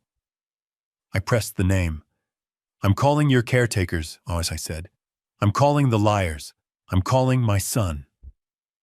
Vincent's face crumpled in confusion, and then a new, deeper horror dawned as he realized what I was doing. I pressed the speakerphone button. The icon lit up. The phone began to ring. Once. The sound echoed in the stale, silent room. Twice. On the third ring, he picked up. His voice was exactly as it had been in the lawyer's office. Efficient, impatient, slightly annoyed to be bothered. "Hey, Dad. What's up? I thought you were in Wisconsin." I smiled. A cold, thin smile. Vincent watched me, his mouth open. His breathing stopped. "Hello, Paul," I said. My voice was light, almost cheerful. "Funny story. I wasn't feeling Wisconsin, so I decided to come to the beach house instead." Silence. Not just any silence. It was a complete digital void. A bottomless pit of absolute dead air panic. I could picture him, in his expensive Chicago office, his hand frozen on his mouse, the blood draining from his face. "Paul," I asked, feigning concern. "You still there?" I said. "I'm at the beach house." I heard a faint, sharp gasp in the background. It sounded like Beth. "Dad." Paul's voice was a strained, strangled whisper. It was a voice I had never heard before. What did you say? Where are you?" "I'm at the house, son," I said, letting my voice fill the room. "The house you told me was rotting. The one with the washed-out road." I walked slowly across the living room, my footsteps heavy on the floorboards. I stood right in front of Vincent. "And you were wrong about the road, Paul. It's perfectly fine. And the house? It's not rotting at all. It's quite lived in, actually." Vincent was shaking his head, his hands clasped together as if in prayer, silently begging me to stop. I did not. "Dad." "Wait," Paul was stammering. "Wait, don't go in there. It's not safe. I meant there are squatters. That's it, squatters. Get out of there, Dad. Just get in your car and leave. We'll handle it." "Squatters," I said, looking directly into Vincent's terrified, milky eyes. "No, Paul. It's not a squatter. Well, it seems to be family." What are you talking about?" "There's a man here," I said. "He was sitting in my chair, drinking coffee, watching my ocean. He's an older man. Looks pretty sick, to be honest. But the strangest thing, Paul, he says his name is Vincent." I heard a crash on the other end, like a phone being dropped. Then a muffled scream. "Beth. He's there. Oh my God, he's there, Paul. He found him." I heard Paul fumbling for the phone. "Dad," he shouted. His voice was no longer a whisper. It was a raw, panicked yell. "Dad, listen to me. Don't do anything. Don't say anything. Just wait. We're coming. Do you hear me? Coming where, Paul? To Wisconsin. I'm in North Carolina. We're coming there. We're leaving right now. We'll be there in 12 hours. Just sit. Don't call the police. Don't hurt him. He's a sick old man. Just wait for us." "Hurt him?" I asked, my voice full of false innocence. "Why would I hurt him?" He says he's your Uncle Vincent, my wife's brother, the one who's been dead for 25 years. I let the words hang in the air. "Paul," I said into the silence. "Beth. You knew about this, didn't you? You knew your mother was lying to me. You knew he was here. You've been—" What was it Martha Henderson said? "Dropping off groceries." A choked sob came from the phone. "Beth. Daddy. Please stop. We can explain. It's not what it looks like. We were protecting Mom. We were protecting you." "Protecting me," I said. My voice dropped, the ice returning. "Protecting me. Don't do anything," Paul yelled, his voice cracking with desperation.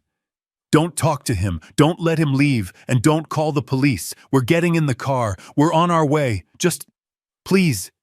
Dad, wait." The line went dead. He hung up. I lowered the phone. I looked at Vincent. He was pale as a sheet, his body rigid in the chair. He had heard every word. He had heard the panic. He had heard his protectors, his caretakers, his accomplices, utterly and completely exposed. "Well," I said, sliding the phone back into my pocket. "It seems they're on their way." I turned my back on him. I didn't care if he ran. I didn't care if he tried to call someone. He had nowhere to go.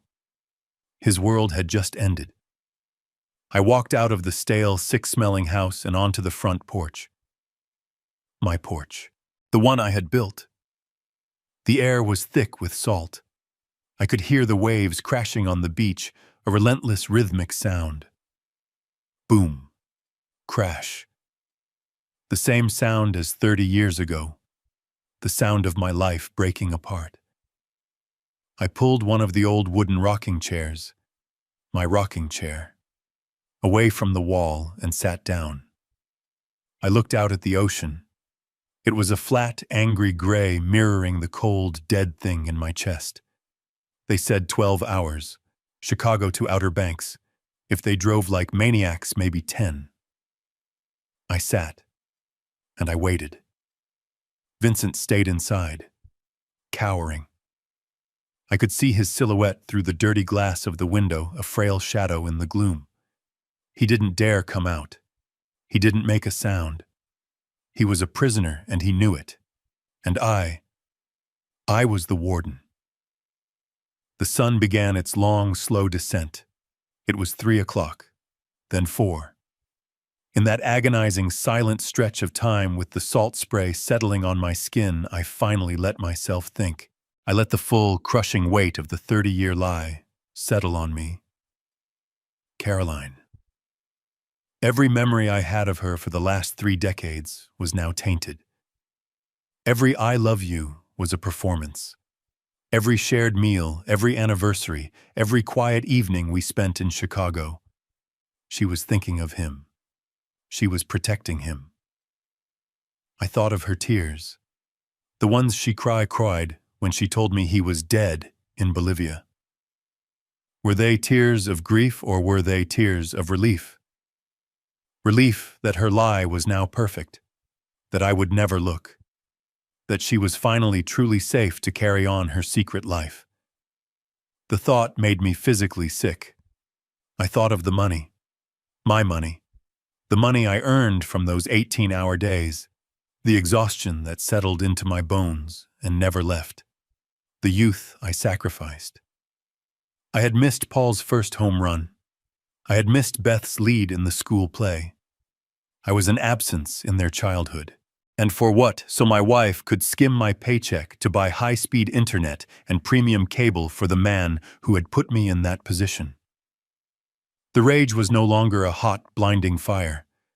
It was something else. It was deeper, colder.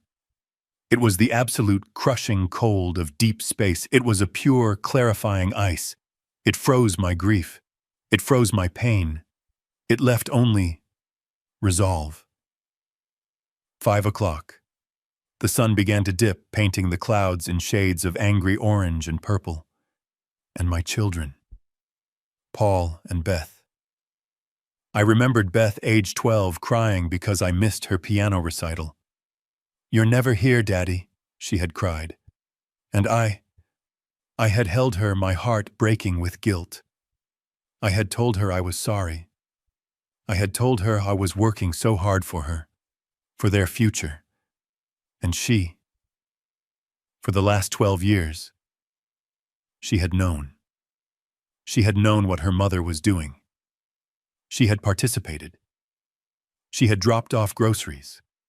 She had helped pay the bills for this parasite. She had looked me in the eye, knowing the entire foundation of our family was a rotten, disgusting lie. And Paul, my son, the practical one, the one I taught to read a balance sheet. He had been complicit. He had guarded his mother's secret. He had lied to his own father. The hypocrisy of it all was staggering. They protected me from the truth, while actively participating in the betrayal. 6 o'clock. The sky was a deep, bruised purple. The air grew chill. I sat in the rocker, back and forth, back and forth. The old wood creaked. It was the only sound besides the ocean. I was not the grieving widower. I was not the confused old man. I was a judge and a jury, and court was about to be in session. 7 o'clock. 8 o'clock, 9. Darkness, complete and total. I sat there on the porch in the pitch black. I didn't turn on a light. I heard the car before I saw its headlights. A frantic sound. An engine being pushed too hard. It came tearing down the dirt road, spitting gravel. Headlights swept across the yard, blinding me. The car, a high-end SUV, skidded to a stop, its tires digging into the sandy soil. The doors flew open. They fell out of the car. Paul, Beth. They looked insane. Their hair was wild.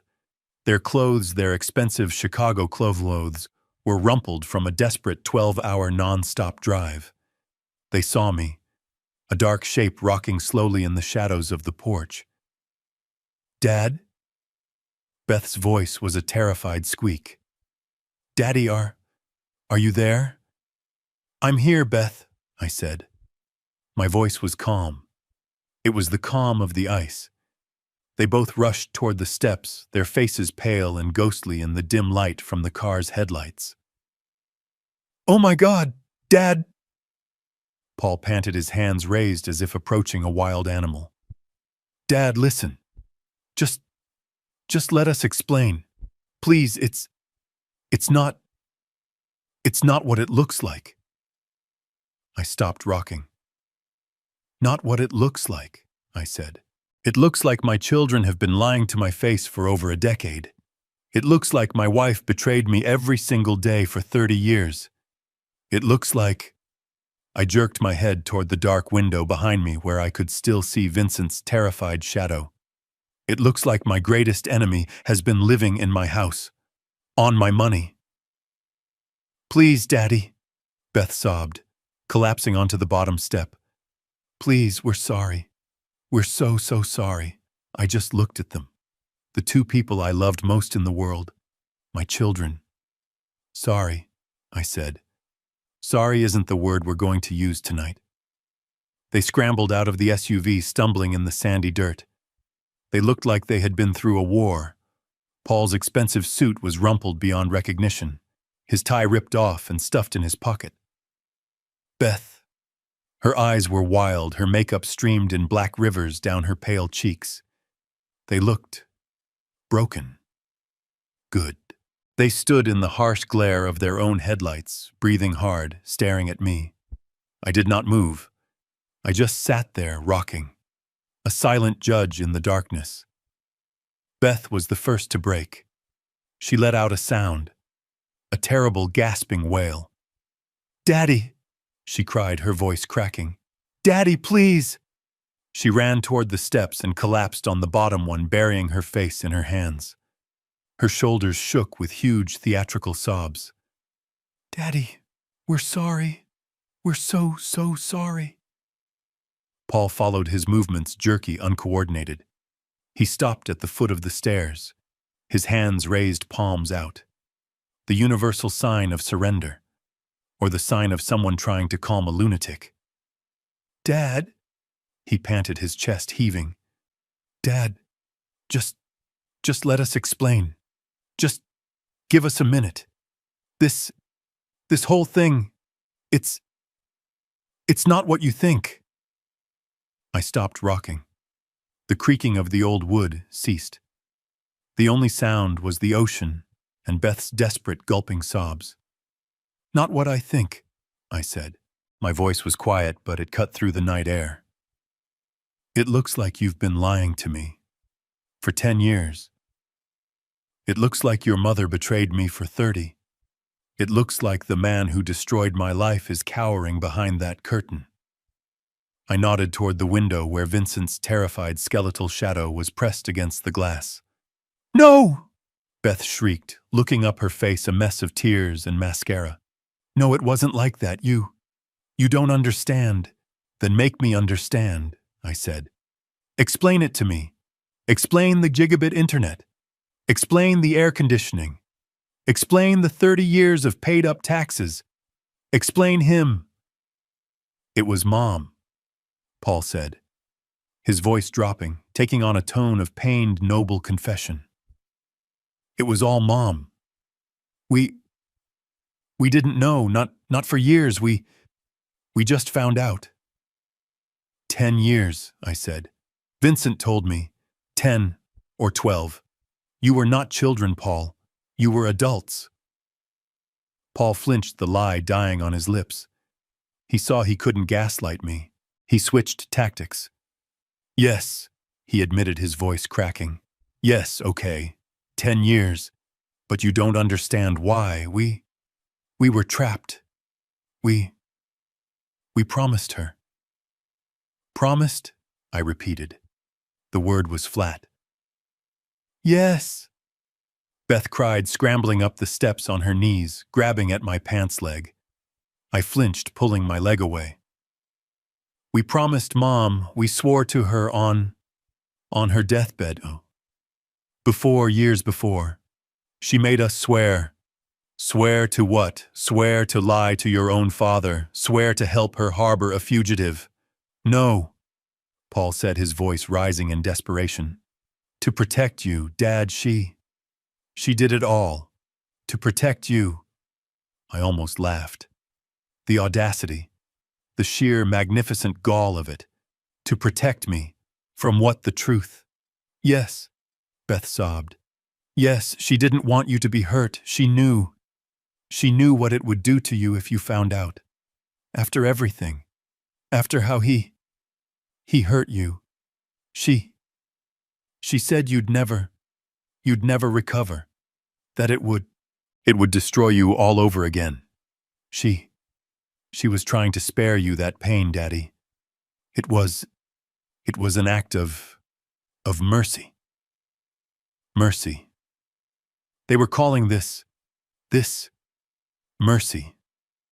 Using my money to feed my enemy. Lying to my face every day of my life. That was mercy.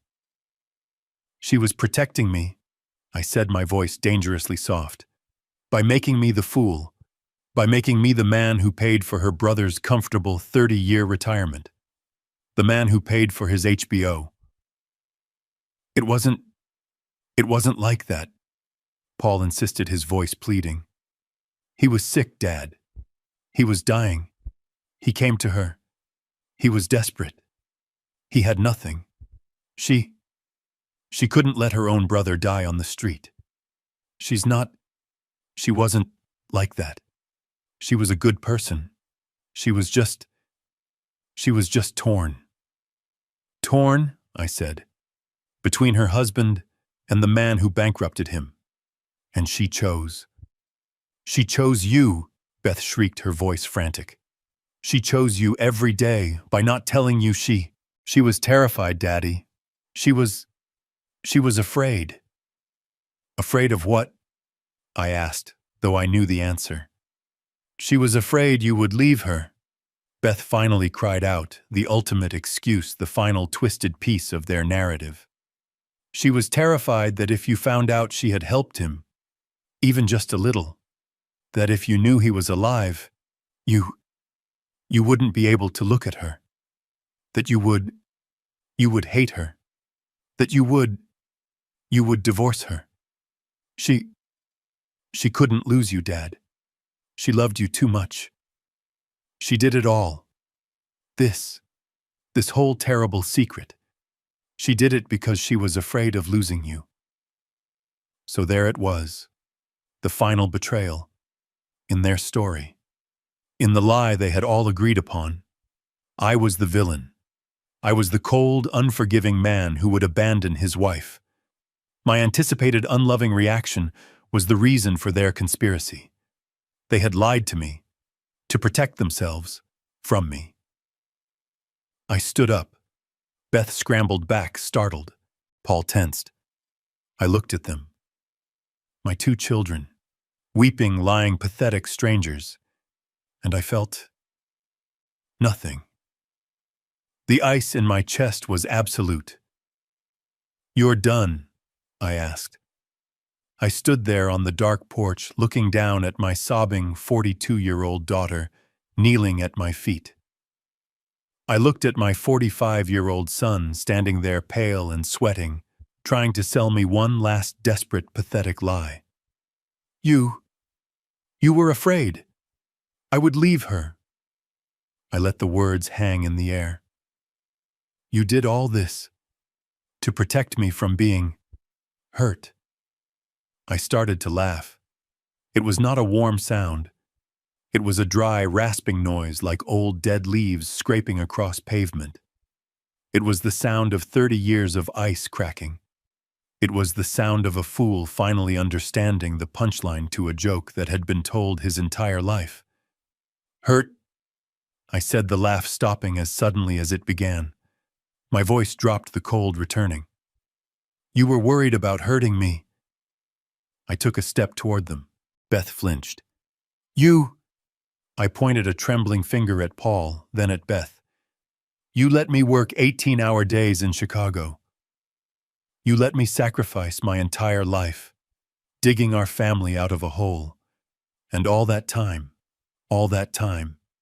you knew your mother was siphoning my money, to feed him. I jerked my head toward the dark window, toward the terrified shadow of Vincent. You used my money to pay the bills for my greatest enemy in my own house, a house I built. You did that for 10 years. Dad, it was Mom's money too. Paul stammered, a weak attempt to find a foothold. Was it? I shot back. Was it really? Did she work the construction sites? Did she miss your childhoods? Or did she just hold out her hand while I filled it? You sat at my table. You ate my food. You looked me in the eye after dropping off groceries for the man who ruined me. And you have the audacity to stand there and talk to me about being hurt. Beth was just weeping, incoherent. I'm sorry. We promised, Mom. Paul. He tried to regain control. He was a businessman, after all.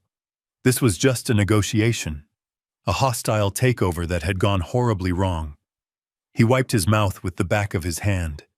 He put his hand on Beth's shaking shoulder. "Dad," he said, his voice low, trying to sound reasonable, trying to sound like the adult in the room. "Dad, calm down. Please. You're absolutely right. Okay. You're right. We screwed up. We lied. It was a terrible situation. We know, but..." He took a deep, shuddering breath. "It's done. What's done is done, Mom. Mom is gone. The secret, it's out. Now, we have to fix it." "Fix it," I repeated. My voice was flat. Empty. "Yes. Fix it. Logically. We can solve this. Right now, tonight." He was trying to sound strong, like he was presenting a solution in a boardroom. "Here's what we do. Tomorrow morning I'll make some calls. There are homes, places. We'll find a decent nursing home for Uncle Vincent. A nice one.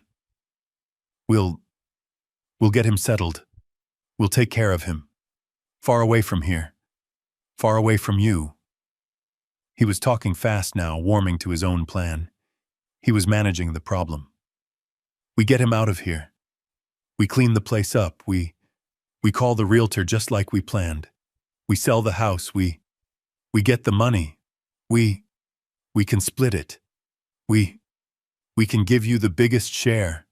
Of course, all of it, whatever you want. We just put this whole nightmare behind us." He looked at me, his eyes pleading. "Dad, doesn't that sound good? We can just erase it. It will be over. We can be a family again."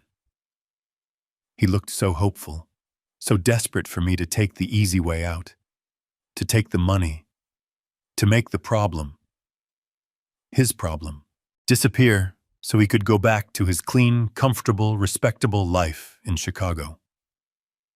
I let the silence stretch. I looked at Beth, who had stopped crying and was now looking at me with a pathetic, desperate shred of hope. I looked at Paul, the dealmaker, the fixer of inconvenient truths. Then I looked past them at the dark outline of the house. My house. The prison Caroline had built for me. The sanctuary she had built for him. "No," I said. Paul's face faltered. "No, what do you mean, no? I've changed my mind," I said, my voice as cold and flat as the ocean in front of me. "I've changed my mind about everything." "Dad, what are you talking about?" I turned my gaze back to my children, my liars, my accomplices. "We are not selling this house." Paul and Beth just stared at me. The look on their faces, it was pure, uncomprehending confusion. This was not in their script. The old man was not following his lines. Their quick, desperate plan to fix everything, to hide the problem, sell the evidence, and cash the check, had just hit a wall. And that wall was me. Paul opened his mouth, then closed it. He looked at Beth, but she was useless, her face a mask of tear-streaked panic caught in the high beams of the SUV. "Dad, what does that mean?" Paul finally stammered, taking a hesitant step forward. "What do you mean, no? We have to sell it. It's the only way to clean this up." I let the silence hang in the cold, salty air. I looked past them at the dark house where the shadow of Vincent was still frozen behind the glass. Then I looked back at my two children, my betrayers. Slowly, I pushed myself up from the rocking chair. My knees cracked, the only sound in the night. I was not the stooped, grieving widower they had put in that lawyer's office. I felt tall. I felt a power I hadn't realized I possessed. The power of the truth. "Vincent," I said, my voice clear and carrying in the night air. "He's not going anywhere. He's staying. Right here." Beth let out a small, strangled gasp. Paul's face twisted in disbelief. "Dad, what are you talking about? Stay here, you hate him. He destroyed you." He took another hesitant step toward me, a new, desperate, confused hope in his eyes. Are you forgiving him? Is that what this is mercy?" Mercy. The word was so absurd, so completely wrong. He was still looking for the easy answer, the emotional loophole. He was looking for the weak, grieving old man he thought I was. I laughed. That same cold, dry sound from before. "Forgive him," I said. "No, Paul. I will never forgive him. And I will never forgive your mother. And I will never forgive you." Then why?" Beth whispered, her voice trembling. "Why would you let him stay?" "Oh, Beth," I said. I took a step toward the edge of the porch, looking down on them. "You misunderstand completely. This isn't forgiveness. This is punishment." They just stared. Blank. "This house," I said, gesturing to the dark structure behind me. "The one you were so desperate to sell. The one your mother used as a secret sanctuary. From now on, this house is a prison." I pointed a long, steady finger at the shadow in the window. "He is the prisoner." I turned my gaze to Paul and Beth. Their faces were frozen in the dim light.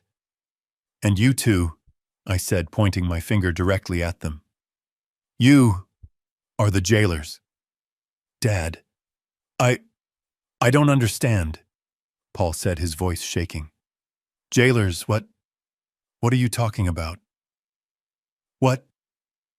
What does that mean?" "It means, Paul," I said, walking down the steps, forcing them to back away from me, "that you two were so very worried about this burden, this drain. You were so concerned about the taxes and the insurance. You were so worried about poor, sick Uncle Vincent and what to do with him now that his protector is gone." We were," Beth stammered. "Good," I said, "because that burden, it's all yours now." "What?" "From this moment, from right now, you two," I said, looking from Paul to Beth, "are 100%, completely, financially responsible for that man in that house." Paul just shook his head, like he was trying to clear water from his ears. "No, Dad, we can't. We don't have that kind of—" "You will find it," I commanded. "You will pay for everything. His food, his medicine, what was it, Cody? The platinum package, the 500 channels. You will pay for his HBO. You will pay for his gigabit internet. You will pay the power bill to run his air conditioning, the one he's been enjoying for 30 years on my money. You will pay the county taxes on time every quarter. You will pay for his prescriptions. You will pay for the groceries you've been dropping off for the last 10 years. Only this time, you won't be using your mother's secret stash. You won't be skimming from me." I leaned in close to my son. "You will pay for it, with your own money, from your jobs, from your bank accounts. Not one more cent of my money will ever go to feeding the man who stole my life." "Dad, that's insane," Paul yelled, his panic turning to anger. We can't afford that. We have mortgages. We have kids. We'll be ruined." "Welcome to the club," I snapped. "You think I cared about mortgages when he bankrupted me? You think I got to see my kids?" "You will find a way. You'll sell that expensive car, Paul. You'll stop the vacations, Beth. You'll— what's it called? You'll manage your finances. You'll accept responsibility. You will do—" Whatever it takes. Because this is your inheritance. This is what your sainted mother left you. A sick, broke, parasitic old man. He is your problem now, not mine. But we'll just leave, Paul threatened. We'll walk away. You can't make us. Oh, can't I? I asked. This was the best part, the part I had been saving. You can't walk away because I'm not selling the house. Beth's face completely crumpled. The fake, practiced sympathy was gone, replaced by the raw, ugly panic of a cornered animal. Daddy, no! She shrieked, her voice cracking. You can't, you just can't. We don't have that kind of money. Paul's right. We have kids, we have mortgages, we have lives. It would ruin us. You're trying to ruin us. She was sobbing again. But these were not the crocodile tears from the lawyer's office. This was the real desperate sound of a person watching her comfortable, curated life evaporate. I looked at her, my face like stone. I don't care. Those 3 words shut her down. The sobs stopped in her throat, replaced by a choked, hiccuping gasp. I don't care about your mortgage, I continued, my voice flat and cold. I don't care about your vacations or your kids' private schools. You didn't care about my life when you were helping your mother spend my money to feed the man who ended mine. So no, I don't care. I turned my gaze to Paul. He was pale, shaking his head in disbelief. Dad, this is monstrous. It's blackmail. It's justice, I snapped. It's consequences, something your mother and I clearly failed to teach you. So consider this your final lesson. I laid out the terms of their new life. I will retain 100% ownership of this house. It stays in my name, forever. It is my asset. And you too, my loving, dutiful children, you will be its caretakers. I saw Paul's mind working, trying to find a loophole. And how would you even know? He challenged, his voice weak. You live in Chicago.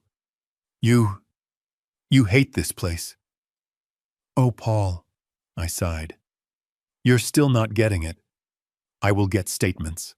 I will hire a local property manager, someone I pay to check in. I will receive copies of every single bank transfer. I want to see the receipt for every bag of groceries. I want to see the cleared check for the power bill. I want to see the cable bill, paid in full, especially the HBO. I want to see the prescription receipts from the pharmacy.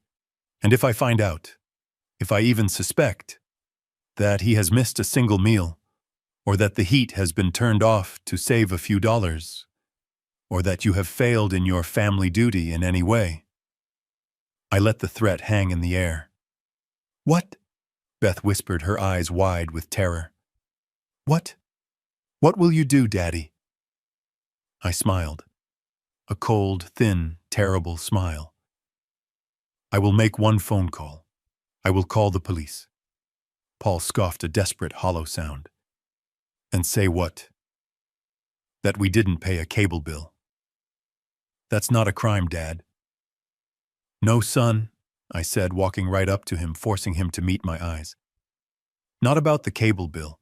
I'll call them about him. I jerked my head toward the dark house where Vincent's shadow was still frozen at the window. I'll call them, and I'll tell them that the man who defrauded me of $200,000, which by my calculation is about $700,000 in today's money, is sitting right inside my house. I'll tell them that the felon who committed grand larceny and wire fraud 30 years ago is right there. Paul's face went white. He knew the law. He was a businessman. The statute of limitations, he stammered. Dad, it's been 30 years. That's long gone. You can't touch him. Can't I? I asked, feigning curiosity. Fraud is a tricky thing, Paul. Especially when the criminal flees the state. The clock can stop. The clock can reset. Are you willing to bet your Uncle Vincent's freedom on that? Are you willing to spend your own money on lawyers to argue about the statute of limitations for a sick, broke old man who is provably guilty? I didn't wait for an answer. But you're right. That could get complicated. So let's make it simpler. Let's not talk about his crime. Let's talk about yours. Beth let out a small, terrified sound. Yours, I repeated, looking from one to the other. For 10 years, maybe 12, you two, adults, have been aiding and abetting a known fugitive. You have actively, financially, and logistically concealed a felon to help him evade justice. You used my own stolen money to do it, which is a whole other crime. I leaned in, my voice dropping to a whisper. The statute of limitations on that, well, that hasn't run out at all, has it? In fact, you were actively committing that crime right up until I opened that door today. Aiding and abetting, conspiracy, accessory after the fact. Those are ugly words. They look even uglier on an indictment, especially for a respectable businessman and a loving mother. Paul looked like he was going to be sick. He put his hand on the side of the SUV to steady himself. You would send your own children to prison. Beth wept, her body shaking. You helped your mother create this mess, I said, my voice hard as steel. You helped her protect him. You promised her you would keep her secret, her 30-year lie. Well, congratulations. Now you get to keep that promise, in perpetuity. You will protect him. You will pay for him. You will take care of him until the day he finally dies. You will clean up the mess your sainted mother left you. I looked at them. My children. Broken, defeated, trapped. They were chained to him. They were chained to this house. They couldn't sell it because I owned it. And they couldn't abandon him because if they did, I would make one phone call. And their lives, their comfortable, respectable suburban lives, would be over. Paul had his head down, leaning against the car, utterly defeated. Beth was just a heap on the bottom step, sobbing into her hands. I had won. They had no more moves. I had taken the board. I looked at them one last time. The strangers who had shared my name. I felt nothing. No pity. No love, just an empty, cold, vast release. I turned my back on them. I did not go to my old car. I did not need it. I just started walking. I walked down the long, dark dirt road, my footsteps steady on the gravel. I did not look back. I heard Beth call my name. Once. A desperate, dying wail. Daddy. I just kept walking. I reached the paved road where the streetlights of the town began. The air felt clean. I pulled out my phone. I did not call the police. I did not call a friend. I called a cab to take me to the airport in Norfolk. I was leaving the Outer Banks. This time I knew it was forever. I had left them there, all three of them, buried alive in the tomb they had built together. My justice was finally done. As I drove away from that house for the last time, I didn't feel hatred. I didn't feel sadness either. I felt peace. For 30 years, I had lived like a fool, deceived by the very people I loved the most. They thought I was a senile old man, too lost in grief to see the truth. But the truth, no matter how painful, is the only thing that set me free. Now Paul and Beth are trapped. They are shackled to the very secret their mother created and punished by their own lies. Sometimes justice isn't about forgiveness. Justice is about consequences. I learned a hard lesson at 70 years old, that you must always trust your gut. If something seems too perfect, too reasonable, it is almost always a lie. Did you like my story, and which city are you listening from? Let's meet in the comments. If you liked the story, you can support me by sending a super thanks so I can keep bringing more stories like this. Thank you so much for your sweet support.